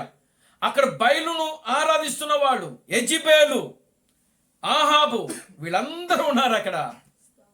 దేవునికి స్తోత్రం కలుగుగా. హల్లెలూయా. ప్రియమైన దేవుని బిడ్డలారా, గమనించండి. వెంటనే అక్కడ జరిగిన కార్యం ఏంటంటే 400 మంది అబద్ధ ప్రవక్తలను అక్కడ ఉన్నారు. అంతటా జనులందరూ దానిని చూచి సాగిలపడి యెహోవాయే దేవుడు, యెహోవాయే దేవుడు. జనులు అక్కడ జరిగినదంతా కూడా చూచారు. ఏలియా ప్రార్థించాడు. చేతి సహాయం లేకుండానే అగ్ని దిగి వచ్చి ఆ బలిపీఠాన్ని ఏం చేసింది? దహించేసింది. ఎప్పుడైతే ఆ కార్యాన్ని ప్రజలు చూచారో ప్రజలందరూ ఏమంటున్నారంటే యెహోవాయే దేవుడు, యెహోవాయే దేవుడు అని ఏం చేస్తున్నారు? కేకలు వేస్తున్నారు. అప్పుడు ఏలియా ఏం చేసినాడనంటే ఒక్కరిని కూడా తప్పిపోకుండా బయలు ప్రవక్తలందరినీ కూడా పట్టుకునుడని వారికి సెలవీయగా జనులు వారిని పట్టుకుని ఏలియా కిషోను వాగు దగ్గరికి వారిని కొనిపోయి అక్కడ వారిని వధించెను. ఎంతమందిని? 450 మంది ప్రవక్తలను, బయలు ప్రవక్తలను, అష్టోర దేవత ప్రవక్తలను, 450 మందిని ప్రవక్తలను చూడండి కిషోను వాగు దగ్గర ఏం చేసినాడంటే హతమార్చేసేసాడు. ఆ సంగతి యెజెబెలుకు వినబడింది. కింద చదవండి ఇంకా చదవండి. పిమ్మటి ఏలియా విస్తారమైన వర్షము వచ్చినట్లుగా ధ్వని పుట్టుచున్నది. నీవు పోయి భోజనము చేయమని ఆహాబుతో చెప్పగా ఆహాబు భోజనము చేయబోయేను గాని ఏలియా కర్మేలు పర్వతం మీదకు పోయి నేల మీద పడి ముఖము మోకాళ్ళ మధ్య ఉంచుకొనెను. తర్వాత అతడు తన దాసుని పిలిచి నీవు పైకి పోయి 19వ అధ్యాయం మొదటి వచనం చదవండి. ఏలియా చేసినదంతయు అతడు ఖడ్గము చేత ప్రవక్తలందరిని చంపించిన సంగతియు ఆహాబు యెజెబెలునకు చెప్పగా యెజెబెలు ఒక దూత చేత ఏలియాకు ఈ వర్తమానము పంపించెను. రేపు ఈ వేళకు నేను నీ ప్రాణమును వారిలో ఒకని ప్రాణము వలె చేయని ఎడల దేవుడు నాకు గొప్ప అపాయమును కలుగుజేయునుగా కాని చెప్పి యెజెబెలు ఏలియాకు దగ్గరికి వర్తమానం పంపించింది. ఏలియాను భయపెట్టింది ఎవరు? ఒక దేవుని ప్రవక్తను. దేవునికి స్తోత్రం చెప్పండి. హల్లెలూయా. 450 మంది అబద్ధ ప్రవక్తలను ఖడ్గము చేత హతమార్చిన ఏలియాను ఈ యెజెబెలు ఏం చేసిందో తెలుసా? రేపు ఈ సమయానికి నీవు ఏ ప్రవక్తలనైతే చంపావో ఆ ప్రవక్తలలో ఒకడుగా నువ్వు కూడా మారిపోతావు అని చెప్పి ఏలియాకు తన దూత ద్వారా వర్తమానం పంపించింది. ఏలియా ఏం చేసినాడు తెలుసా? అక్కడి నుంచి పారిపోయాడు ఆయన. మీరు అధ్యాయం అంతా కూడా చదివితే మీకు అర్థమవుతుంది. దేవుని నామానికి మహిమ కలుగును గాక. హల్లెలూయా. కింద చదవండి, కొంచెం చదవండి. కాబట్టి అతడు ఈ సమాచారం తెలుసుకుని లేచి తన ప్రాణమును కాపాడుకొనుటకై పోయి బెయేర్షెబాకు చేరి అక్కడ ఉండుమని తన దాసునితో చెప్పి తాను ఒక దిన ప్రయాణము అరణ్యములోనికి పోయి ఒక బదిరి వృక్షము క్రింద కూర్చుండి మరణాపేక్ష గలవాడై యెహోవా నా పితరుల కంటే నేను ఎక్కువవాడును కాను, ఇంత మట్టుకు చాలును, నా ప్రాణము తీసుకొనుము అని ప్రార్థన చేసెను. చూసారా? దేవునికి స్తోత్రం కలుగును గాక. హల్లెలూయా. ఒక యెజెబెలుకు భయపడి యెజెబెలు భయపెట్టింది. ఆ విధంగా నిజంగా ఏలియా భయపడిపోయాడు. అక్కడి నుంచి ఏం చేసినాడు? ఆయన వెళ్ళిపోయాడు. దేవునికి స్తోత్రం కలుగును గాక. హల్లెలూయా. మొదటిగా ఆమె చేసిన పని ఏమిటంటే విగ్రహారాధన. రెండవది ప్రియులారా గమనించండి, దేవుని ప్రవక్తలను చంపింది. మూడవది అబద్ధ ప్రవక్తలను తయారు చేసి వారిని పోషించి పెంచుతుంది. దేవునికి స్తోత్రం కలుగును గాక. హల్లెలూయా. నాలుగవది ఏంటంటే ప్రియులారా గమనించండి, ఏలియాను ఏం చేసింది? భయపెట్టింది. దేవునామానికి మహిమ కలుగును గాక. హల్లెలూయా. నిన్ను కూడా చంపేస్తాను రేపు ఈ టైం కల్లా నువ్వు కూడా ఆ మరణించిన వాళ్ళలో నువ్వు కూడా ఒకరుగా మారిపోతావు అని తన దగ్గర ఉన్నటువంటి దూత ద్వారా వర్తమానం పంపించింది. ఏలియాను భయపెట్టింది. దేవుని స్తోత్రం కలుగును గాక. హల్లెలూయా. నిజంగా ఏలియా భయపడ్డాడా అని అంటే అక్కడ భయపడలేదు. కానీ ప్రియులారా, నిజంగా దుష్టునికి దూరంగా ఉండమని దేవుని యొక్క వాక్యం చెప్తా ఉంది అక్కడ. స్తోత్రం. ఆ సమయంలో యెజబెలు నిజంగా ఏమైనా చేయగలదు కనుక ఎలాగైనా సరే తప్పించుకోవాలనుకున్నాడు ఏలియా. తాను చేయవలసిన పని ఇంకా ఉంది, తాను మరణించవలసిన సమయం ఇంకా రాలేదు. దేవునికి స్తోత్రం కలుగును గాక. హల్లెలూయా అని అక్కడి నుంచి ఆయన ఏం చేసినాడంటే తప్పించుకున్నాడు. దేవునికి స్తోత్రం కలుగును గాక. హల్లెలూయా. ఆమేన్. హల్లెలూయా. 4వది ఏలియాను భయపెట్టింది. చూడండి, 5వది ఏంటంటే నాబోతు అనేటువంటి ఒక వ్యక్తిని చంపించింది. చూడండి, 1 రాజుల గ్రంథము 21వ అధ్యాయము 21వ అధ్యాయం మొదటి నుంచి చదవండి. 1 రాజుల గ్రంథం. అమ్మా, ఈ సంగతులైన తరువాత ఇజ్రాయేలులో షోమ్రోను రాజు అయిన ఆహాబు నగరును ఆనుకొని ఇజ్రాయేలు వాడైన నాబోతునకు ఒక ద్రాక్ష తోట కలిగి ఉండగా ఆహాబు నాబోతును పిలిపించి, నీ ద్రాక్ష తోట నా నగరును ఆనుకొని ఉన్నది గనుక అది నాకు కూర తోటకిమ్ము. దానికి ప్రతిగా దానికంటే మంచి ద్రాక్ష తోటను నీకిచ్చెదను, లేదా నీకు అనుకూలమైన ఎడల దానిని క్రయమునకి ఇమ్మని అని అడిగాను. అందుకు నాబోతు, నా పిత్రాజితమును నీకిచ్చుట నాకు ఎంత మాత్రము వల్లపడదని చెప్పగా, నా పిత్రాజితమును నీకియనని ఇజ్రాయేలు వాడైన నాబోతు తనతో చెప్పిన దానిని బట్టి ఆహాబు మూతి ముడుచుకుని వాడై కోపముతో తన నగరమునకు పోయి మంచము మీద పరుండి ఎవరితోనూ మాట్లాడక భోజనము చేయక ఉండెను. అక్కడి నుంచి మళ్ళీ చదవాల్సి వస్తుంది. దేవునికి స్తోత్రం చెప్పండి. హల్లెలూయా. ఎలా చూడండి ప్రియమైన దేవుని బిడ్డలారా, గమనించండి. ఇక్కడ నాబోతు అనేటువంటి ఒక ఇశ్రాయేలీయుడు ఉన్నాడు. అతనికి 1 ఎకరము పొలం ఉందంట. ఆమెను. హల్లెలూయా. అది ఎక్కడుంది అని అంటే ఈ యొక్క షోమ్రోను నగరాన్ని ఆనుకొని ఉందంట ఆ ద్రాక్ష తోట నాబోతుది. దాని మీద మనసు పడ్డాడు ఆహాబు రాజు. కనుక నా నగరాన్ని ఆనుకొని ఉంది కాబట్టి దీనిని నాకు ఇవ్వు, నేను కూర మొక్కలు పెంచుకుంటానని అడిగాడు ఆయన. ఒకవేళ నువ్వు ఇది కానిస్తే నీకు నేను దీనికంటే ఇంకా శ్రేష్టమైనది ద్రాక్ష తోట ఇస్తాను, లేదు అనుకుంటే నీకు ఇష్టమైతే దీన్ని నాకు అమ్మేసేయి, క్రైము చెయ్యి అని అంటే అమ్మమన్నాడు. దేవునికి స్తోత్రం కలుగును గాక. హల్లెలూయా. అప్పుడు నాబోతు ఏమంటున్నాడంటే, ఇది నా పిత్రాజితము, ఇది నేను నీకు ఇవ్వను, నేను అమ్మను, నీకు ఇవ్వను అని చెప్పాడు. దేవునికి స్తోత్రం కలుగును గాక. హల్లెలూయా. అప్పుడు ఆహాబుకి కోపం వచ్చి మూతి ముడుచుకొని ఇంటికి వెళ్ళిపోయాడు. ఇంటికి వెళ్ళిపోయి మంచం మీద పరుండి అన్నం మానేశాడు. అన్నం మానేసి నీళ్లు దాక్కుండా ఎవరితో కూడా మాట్లాడడం మానేశాడంట. దేవునికి స్తోత్రం కలుగును గాక. హల్లెలూయా.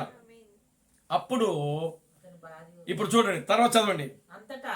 అంతటా అతని భార్య అయిన యెజబెలు వచ్చి, నీవు మూతి ముడుచుకుని వాడివై భోజనము చేయక ఉందువేమని అతన్ని అడుగగా, అతడు ఆమెతో ఇట్లా నేను, నీ ద్రాక్ష తోటను క్రయమునకు నాకిమ్ము, లేక నీకు అనుకూలమైన ఎడల దానికి మారుగా మరి ఒక ద్రాక్ష తోట నీకిచ్చేదనని ఇజ్రాయేలీయుడైన నాబోతుతో నేను చెప్పగా అతడు నా ద్రాక్ష తోట నీకియ్యనెను.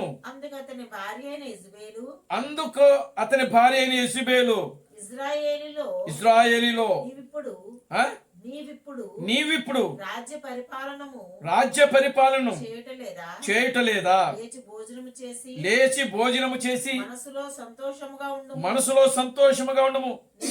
నేను ఇశ్రాయేలీయుడైన నాబోతు ద్రాక్ష తోట నీకిప్పించదనని అతనితో చెప్పి. ఇక్కడ చూడండి, ఇప్పుడు స్త్రీ ఎంటర్ అయింది దాంట్లో. అప్పటి వరకు కూడా స్త్రీ యెజబెలు ఆ యొక్క కార్యంలో లేదు. నాబోతు ఆహాబు అడిగాడు. నాబోతు ఏం చేసినాడు? నేను ఇవ్వనన్నాడు. అంతే. రాజు వెళ్ళిపోయాడు, మూతి ముడుచుకున్నాడు. ఏమి తినకుండా, అన్నపానాలు తినకుండా, ఎవరితో మాట్లాడకుండా పడుకున్నాడు. ఇప్పుడు అక్కడికి ఎవరు వచ్చిందంటే యెజబెలు ఎంటర్ అయింది. ఎందుకు నువ్వు ఏమి తినకుండా ఎవరితో మాట్లాడకుండా మూతి ముడుచుకు కూర్చున్నావు అని అడిగింది. అప్పుడు జరిగిన విషయం ఆమెతో చెప్పాడు. ఇంతేనా అన్నది ఆమె. దేవునికి స్తోత్రం చెప్పండి. హల్లెలూయా. దీనికోసమే నువ్వు మూతి ముడుచుకోవాలా? ఆడవాళ్ళు మాట్లాడ అయ్యే కదా. ఏమండి, ఇంతేనా? నువ్వు ఇజ్రాయేలుకు రాజ్య పరిపాలన చేయట్లేదా? నువ్వు రాజు కదా. నిజంగా ఆడవాళ్ళు మాట్లాడే మాటలు మగోడిని ఏం చేస్తాయంటే రచ్చగొడతాయి. దేవునికి స్తోత్రం కలుగును గాక. హల్లెలూయా. ఈ యెజబెలు ఆహాబును అలాగే రెచ్చగొట్టింది. దేవునికి స్తోత్రం కలుగును గాక. హల్లెలూయా. ఆమేన్. హల్లెలూయా. చూడండి, రెచ్చగొట్టి నువ్వు ఇజ్రాయెల్ చేయటం లేదా? నువ్వు రాజు కదా అనేది అని మరలా ఇంకా ఏం చేస్తుంది? కింద చదవండి. తర్వాత ఆహాబు పేరట తాకీదులు రాయించి అతని ముద్రతో ముద్రించి ఆ తాకీదులను నాబోతు నివాసముంటున్న పట్టణపు పెద్దలకును సామంతులకును పంపెను. ఇప్పుడు చూడండి, అసలు రాజకీయం మొదలు పెట్టింది ఇక్కడ. అది రాజకీయం అంటే బైబిల్లోనే ఉంది అసలు రాజకీయం. దేవునికి స్తోత్రం కలుగును గాక. హల్లెలూయా. వీళ్ళు చేసేది ఏముంది? ఆమేన్. హల్లెలూయా. చూడండి, ఇప్పుడు రాజును పక్కన పెట్టింది. నువ్వు అలా కూర్చో, నేను అసలు కథ నడుపుతాననింది. ఏం చేసింది? ఆహాబు పేరట మీద తాకీదులు రాయడం మొదలుపెట్టింది. రాజు యొక్క ముద్ర వేసింది. నాబోతు యొక్క ఊరు పెద్దలకు పంపించింది. ఇద్దరికి సామాన్యులకు కూడా కొంతమందికి పంపించింది. అందులో ఏం రాసి ఉంది? కింద చదవండి. ఇప్పుడు తర్వాత ఆ తాకీదులలో ఏమి రాయిపించింది అనగా ఉపవాస దినము జరపవలనని మీరు చాటించి నాబోతును జనులు ఎదుట నిలవబెట్టి నీవు దేవునిని రాజును దూషించితివని అతని మీద సాక్ష్యము పలుకుటకు పనికి మాలిన ఇద్దరు మనుషులను సిద్ధపరచుడి. చూసారా ఎంత రాజకీయం అండి? తీర్పు ఆయన మీదట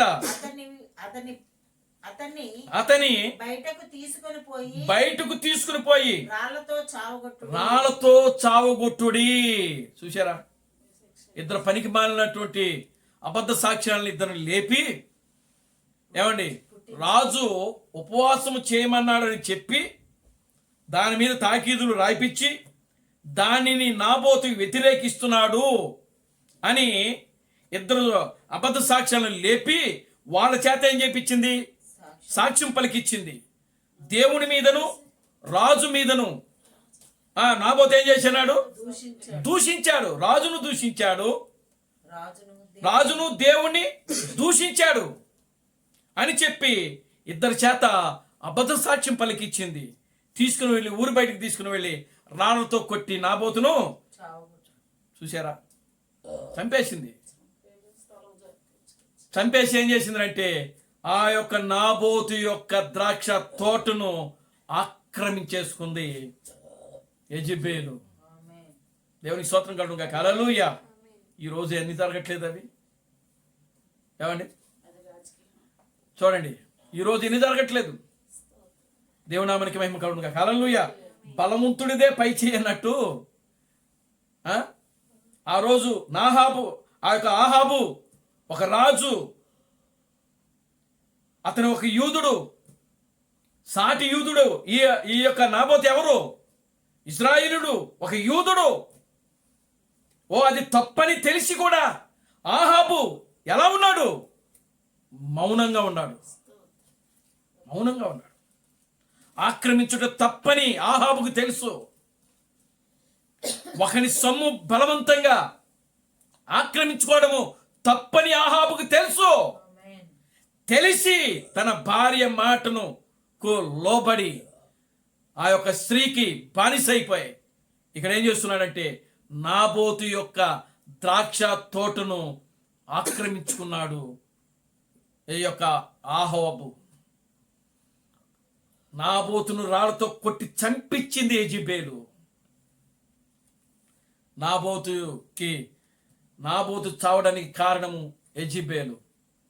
నాబోతు యొక్క రక్తాన్ని అక్కడ కుక్కలు నాకే. దేవునికి స్తోత్రం కలుగును గాక. హల్లెలూయా. ఆమేన్. హల్లెలూయా. నాబోతు మీద అబద్ధ సాక్ష్యం లేపింది. నాబోతు మీద ప్రియమైన దేవుని బిడ్డలారా గమనించండి, తన యొక్క ఫలాన్ని ఆక్రమించుకుంది. నాబోతు అనగా అర్థం ఏంటో తెలుసా? అభివృద్ధి, ఫలించుట. దేవునామానికి మహిమ కలుగును గాక. Hallelujah. Glory to God. Hallelujah. చూడండి, ఇంకా మనం ఇదంతా చాలా చెప్పాలంటే ఇంకా గంట పట్టుద్ది. దేవునికి స్తోత్రం కలుగును గాక. హల్లెలూయా. కనుక ఇప్పుడు చూడండి, యెజెబెలు, ఇంతటితో మనం దీన్ని కొంచెం ఆపుదాం. యెజెబెలు మొట్టమొదటిగా ఇజ్రాయేలు యొక్క సంఘములో విగ్రహారాధన చేసింది. యెజెబెలు ఇజ్రాయేలు యొక్క సంఘములో ఆమె ఏం చేసిందంటే యెహోవా ప్రవక్తలను చంపించింది. యెజెబెలు ఇజ్రాయేలు యొక్క సంఘములో ఆమె తాను ఒక ప్రవక్తనిగా క్రియేట్ చేసుకుని 450 మంది అబద్ధ ప్రవక్తలను తయారు చేసి వారిని పెంచి పోషిస్తూ ఉన్నది. ప్రియులారా, ఇంకా ఈ యొక్క యెజెబెలు ఏం చేస్తున్నారంటే నాబోతును చంపించి నాబోతు యొక్క ద్రాక్ష తోటను ఆక్రమించుకుంది. దేవునామానికి మహిమ కలుగును గాక. Hallelujah. Glory to God. Hallelujah. అందుకే ఈ క్రియలన్నీ కూడా ఇప్పుడు ఎక్కడ ఉన్నాయి అంటున్నాడు దేవుడు? ఎక్కడ? తూతైరా సంఘములో, నేటి క్రైస్తవ సమాజములో, నేటి క్రైస్తవ సంఘములో యెజెబెలు లాంటి వారు నీలో ఉన్నారు. యెజెబెలు క్రియలు మీ సంఘములో ఉన్నాయి. దేవునికి స్తోత్రం కలుగును గాక. హల్లెలూయా. కనుక నేను వాటిని ద్వేషించుచున్నాను, నీవు కూడా ద్వేషించుచున్నావు. నీ మొదటి క్రియల కంటే కడపటి క్రియలు ఇంకా గొప్పగా ఉన్నాయి, కానీ వాటిని విషయంలో నేను సహించను. యెజెబెలును మంచం పట్టిస్తాను. యెజెబెలు ఏం చేస్తాడంట?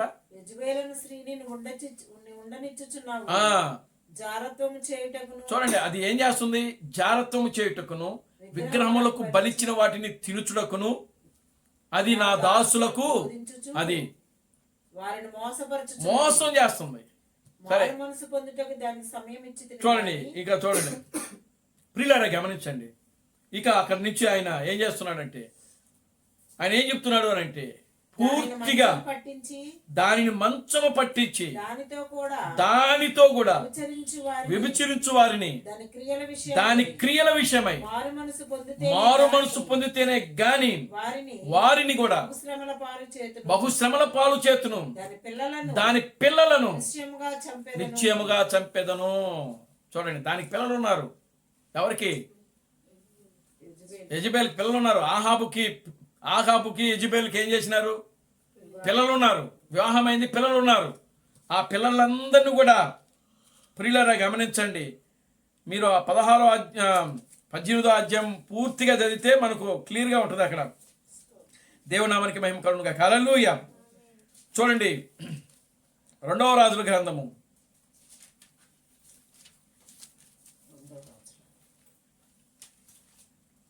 2వ రాజుల గ్రంథము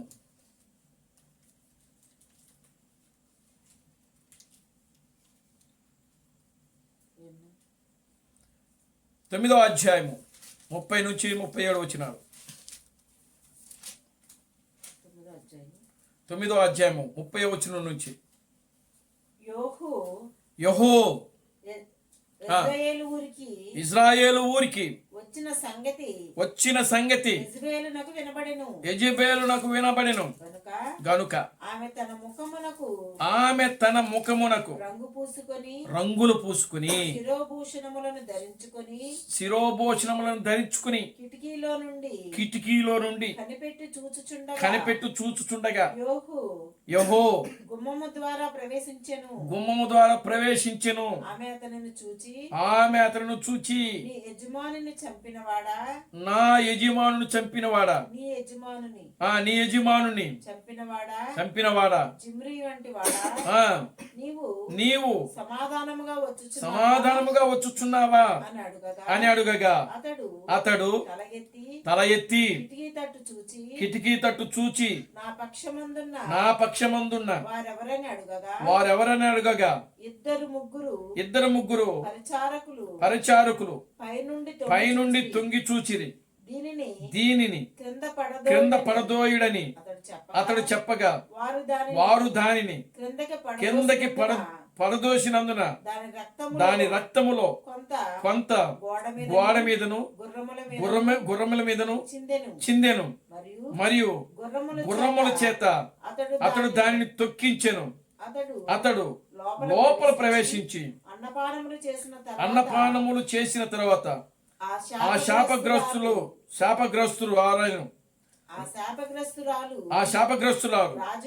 రాజకుమార్తె గనుక మీరు వెళ్ళి దానిని కనుగొని పాతిపెట్టుడని ఆజ్ఞ ఇవ్వగల వారు దానిని పాతి పెట్టబోయిరి.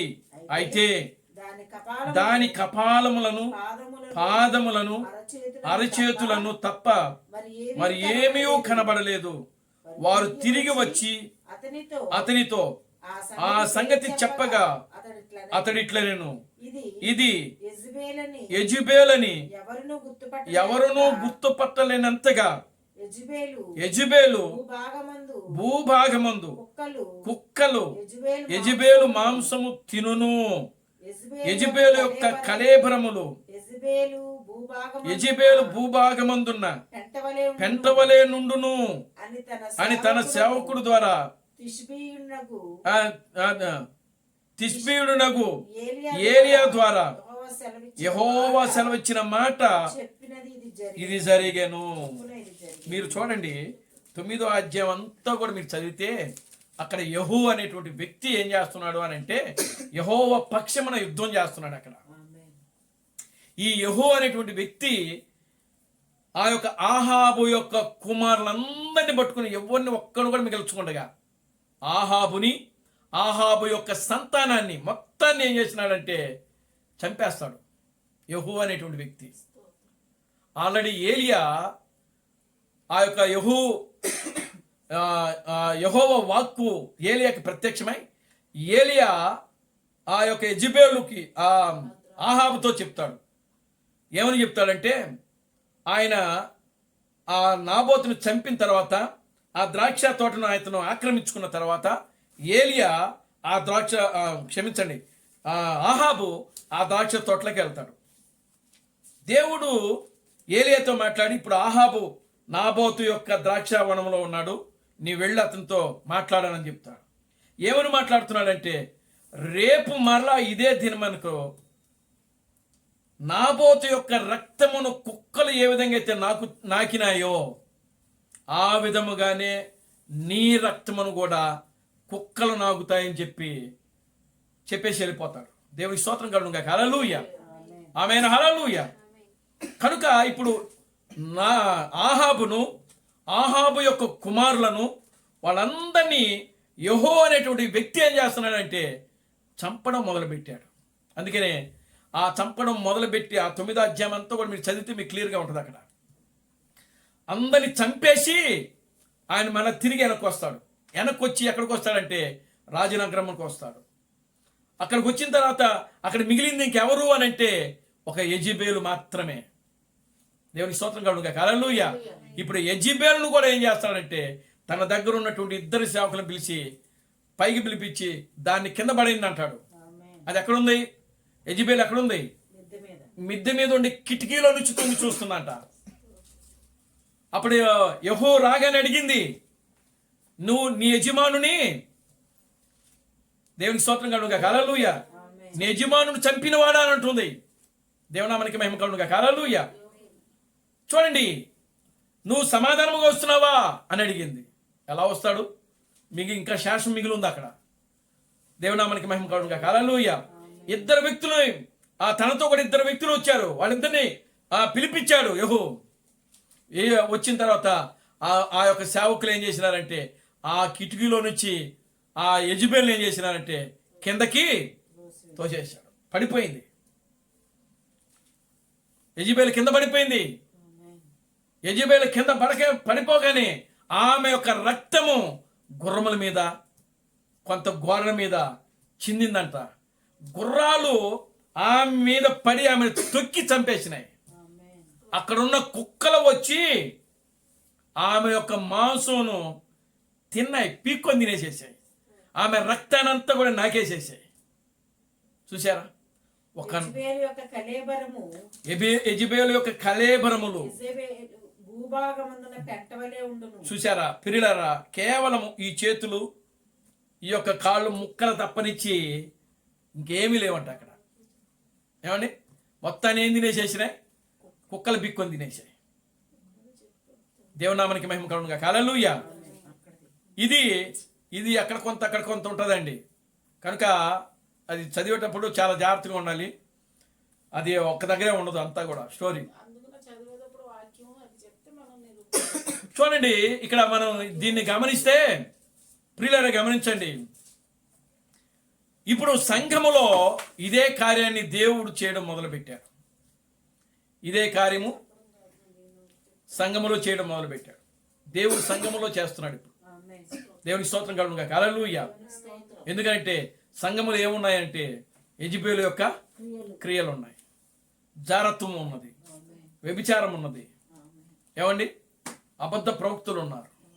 కనుక ఈ అబద్ధ ప్రవక్తులను చంపేది, ఆహాబును చంపేది, ఆహాబు యొక్క సంతానాన్ని చంపేది, యెజెబెలును చంపేది, యెజెబెలుతో వ్యభిచరించిన వారిని చంపేది, యెజెబెలు యొక్క బిడ్డలను చంపేది. అక్కడ ఎవరున్నారంటే ఒక యెహో ఉన్నాడు.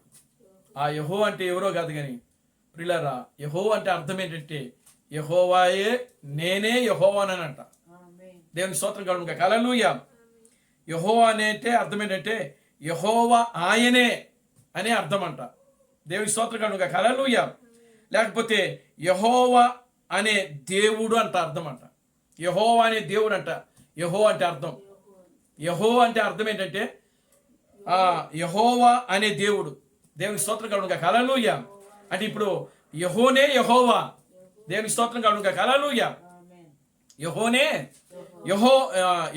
యెహోవా. కనుక ఇప్పుడు ఆ యెహో ఏం చేస్తున్నాడు అని అంటే ఆహాబును, అతని కుమారులను, యెజెబెలుతో వ్యభిచరించిన వారిని, వీరందరిని కూడా ఏం చేస్తున్నాడంటే హతమార్చేశాడు. దేవుని స్తోత్రం కలుగుగా. హల్లెలూయా. ప్రియులారా, ఈరోజు ఈ చివరి కాలంలో దేవుడు ఈ క్రైస్తవ సంఘములో ఉన్నటువంటి ఆహాబు యొక్క భార్య అయినటువంటి యెజెబెలును, ఆ యెజెబెలుతో విభజించిన వారిని, దాని బిడ్డలను దేవుడు ఏం చేస్తానంటున్నాడు? మంచం పట్టించేస్తానంటున్నాడు. దేవుని స్తోత్రం కలుగుగా. హల్లెలూయా. స్త్రీ పెత్తనం సంఘములో, స్త్రీ పెత్తనంలో ఎక్కువైపోయినాయి ఈ రోజున. దేవుడు చెప్తున్నాడు, స్త్రీ సంఘములో మౌనముగా ఉండవలసిందే కానీ మాట్లాడుటకు కానీ బోధించుటకు కానీ నేను అధికారము, నేను సెలవు ఇవ్వనని చెప్పి ఆయన మాట్లాడుతూ ఉన్నాడు. కానీ ఈ రోజున సంఘములో స్త్రీలే ఎక్కువైపోతాయి, స్త్రీ బోధలు ఎక్కువైపోతాయి, స్త్రీ యొక్క ఆచారాలు ఎక్కువైపోతున్నాయి, స్త్రీ యొక్క సిద్ధాంతాలు ఎక్కువైపోతున్నాయి. దేవుని స్తోత్రం కలుగును గాక. హల్లెలూయా, ఆమేన్, హల్లెలూయా. ప్రియులారా, అక్కడ ఆహాబు ఉన్నాడు. ఈ రోజు క్రైస్తవ ప్రపంచానికి ఒక ఆహాబు ఉన్నాడు. ఆహాబు ఎవరో కాదు కానీ పోపే ఆహాబు. చూడండి ప్రియులారా, గమనించండి. ఆ యెజెబెలు అనగా సంఘము, అబద్ధ బోధ. ఆనాడు ఆ యొక్క యెజెబెలు ఇజ్రాయెల్ సంఘానికి ఏం బోధించిందంటే విగ్రహారాధన. ఈరోజు ప్రియులారా గమనించండి, సంఘములో, క్రైస్తవ సంఘములో విగ్రహారాధన ప్రారంభమైంది.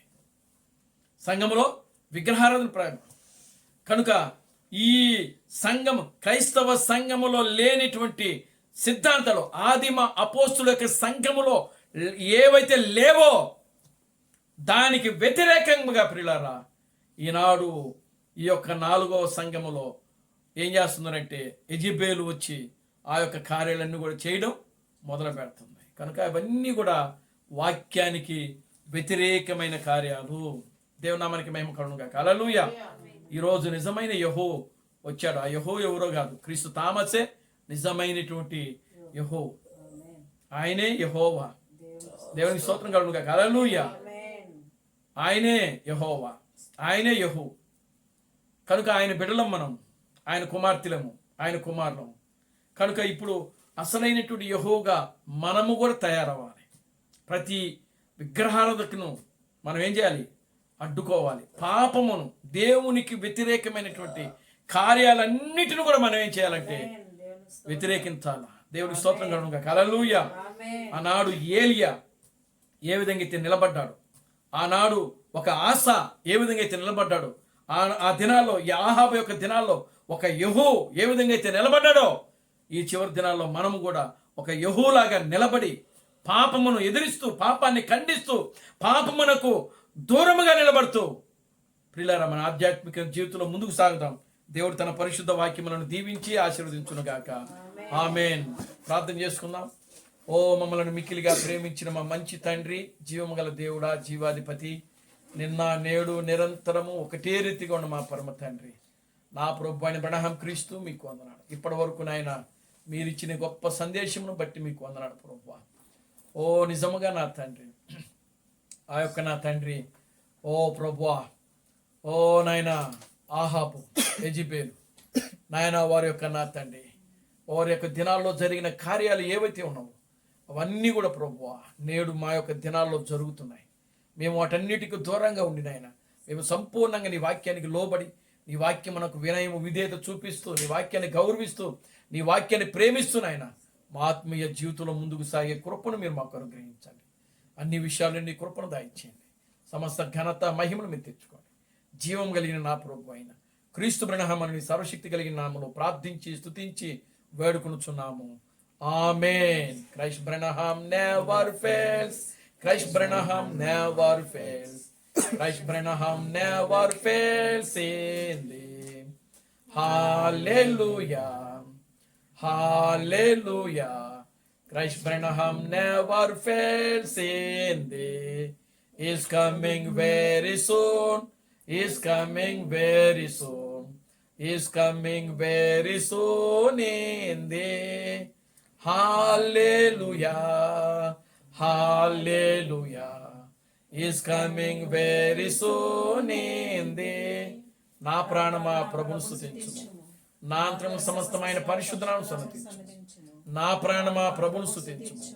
ప్రభు అయిన క్రీస్తు బ్రహ్మం చేసిన ఉపకారములలో దేనిని మరువకము. ఆమేన్. రాజులకు రాజుగా, ప్రభువులకు ప్రభువుగా, పెండ్లి కుమారుడుగా తెర మీద ప్రత్యక్షము కానున్న ప్రభు అయిన క్రీస్తు బ్రహ్మ యొక్క కృపా సమాధానము ఇక్కడ కూడిన ప్రతి బిడ్డకును, ఓ ఈ ప్రపంచంలో 7వ దూత థామస్ గారిని క్రీస్తుగా అంగీకరించి, క్రీస్తు బ్రహ్మే దేవుడు, క్రీస్తు బ్రహ్మే రాజులకు రాజు, క్రీస్తు బ్రహ్మే ప్రభువులకు ప్రభు అని నమ్మి విశ్వసించి ఆరాధిస్తున్న ప్రతి బిడ్డకును ఇప్పుడును సదాకాలము తోడైన నడిపించును గాక. ఆమేన్. ఆమేన్. ఆమేన్. అందరికీ వందనాలు. ప్రభు మిమ్మల్ని దీవించి ఆశీర్వదించును గాక. ఆమేన్.